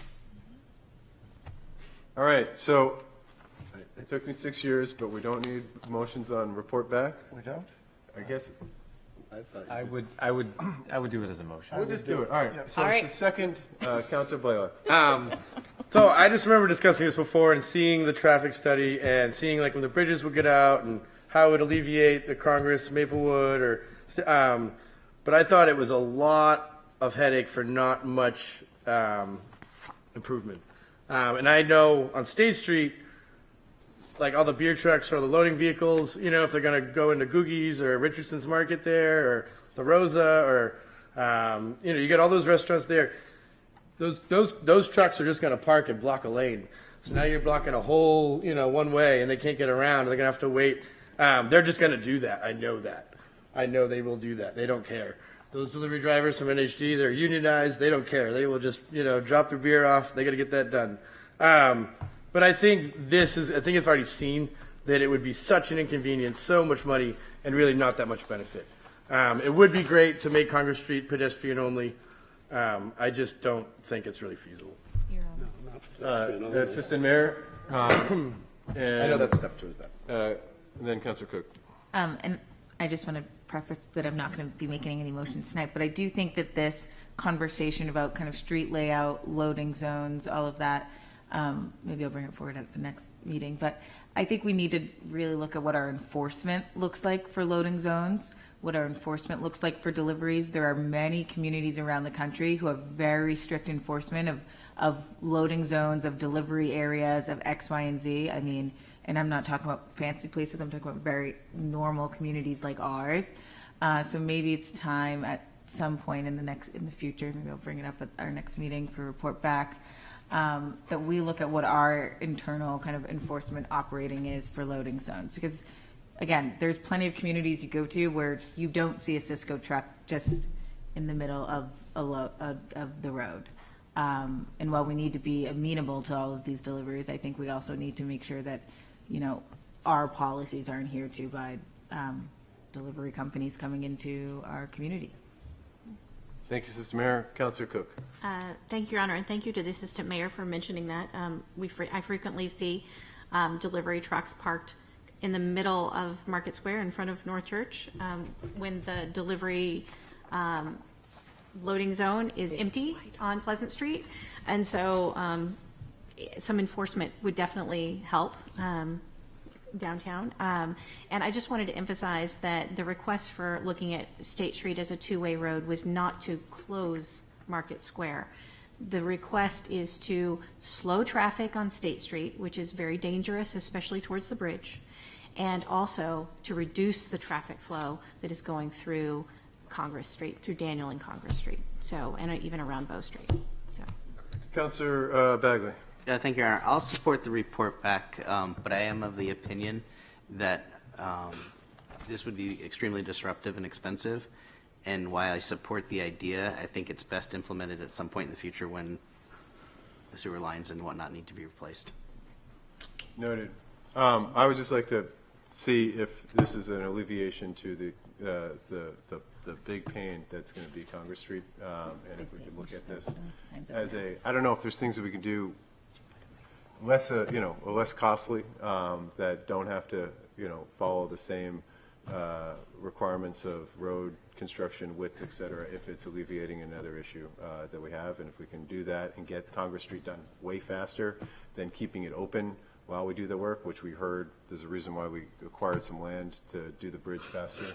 Like if it's cheaper to do it that way, to close it off completely, get it done, get it out, get it back, and we have the travel lanes two-way on State Street. We'd like to hear why that's a terrible idea from Eric as well, but I'm sure it is. But I think that's the only way we're actually going to see this tested out. So it's in motion. It was Councilor Moreau, you made it, and it was seconded by, going to make the motion? It was seconded by Councilor Cook. All in favor? Aye. Any opposed? Opposed. Next up, approval of grants and donations, accepted a donation of a memorial bench in honor of Danielle Marie French to be installed at Maple Haven Park. Your Honor, I move to accept a memorial bench from Candace French and family in memory of Danielle Marie French to be installed at Maple Haven Park. Second. All in favor? Aye. Any opposed?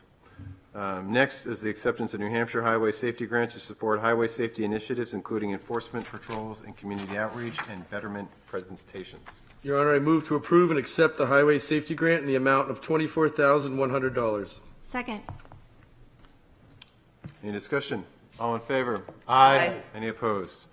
And finally, an acceptance of in-kind donation of 21 bicycle helmets from the Brain Injury Association of New Hampshire to support Portsmouth Police Department's e-bike safety initiative. Your Honor, I move to accept an in-kind donation of 21 bicycle helmets from the Brain Injury Association.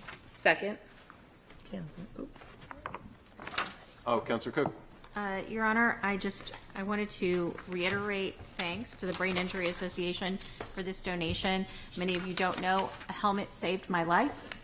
I think it's critical that we encourage people to wear helmets, especially when they're on motorized bicycles or motorcycles. All in favor? Aye. Any opposed? And we have one informational item, City Manager. Happy to remind folks that the Department of Public Works will hold their next semi-annual Household Hazardous Waste Collection Day. Bagman's favorite on day. Saturday, September 6th, 8 to noon at the Best Public Works day of the facility year. in Beverly Hill. You can still see the air show in the afternoon. Get your hazardous waste in the morning. Fantastic day all around. Probably the greatest day Portsmouth's ever going to see on that. 8 to noon, September 6th. We have, and now we're up to miscellaneous. Your Honor, I just want to thank everyone. Yesterday, we held the 5th Annual New England BIPOC Festival. We had roughly 4,500 people come. I want to thank everyone from the Portsmouth Fire Department, the Portsmouth Police Department, the whole community, Strawberry Bank Museum. It was a really wonderful event, and so I just wanted to say thanks to everyone in the city who helped make that happen. And thanks to you, Assistant Mayor. It was a fantastic event. My daughters almost have the glitter out of their hair, but great job. Councilor Blaylock. And if you want to support the Portsmouth High School football team, they're all selling gold cards. So please buy one or make a donation. Excellent. And the cheerleaders are tagging this weekend. Anything else? I'd wait a motion to adjourn. So moved. Second. All in favor? Aye. Good night, Portsmouth.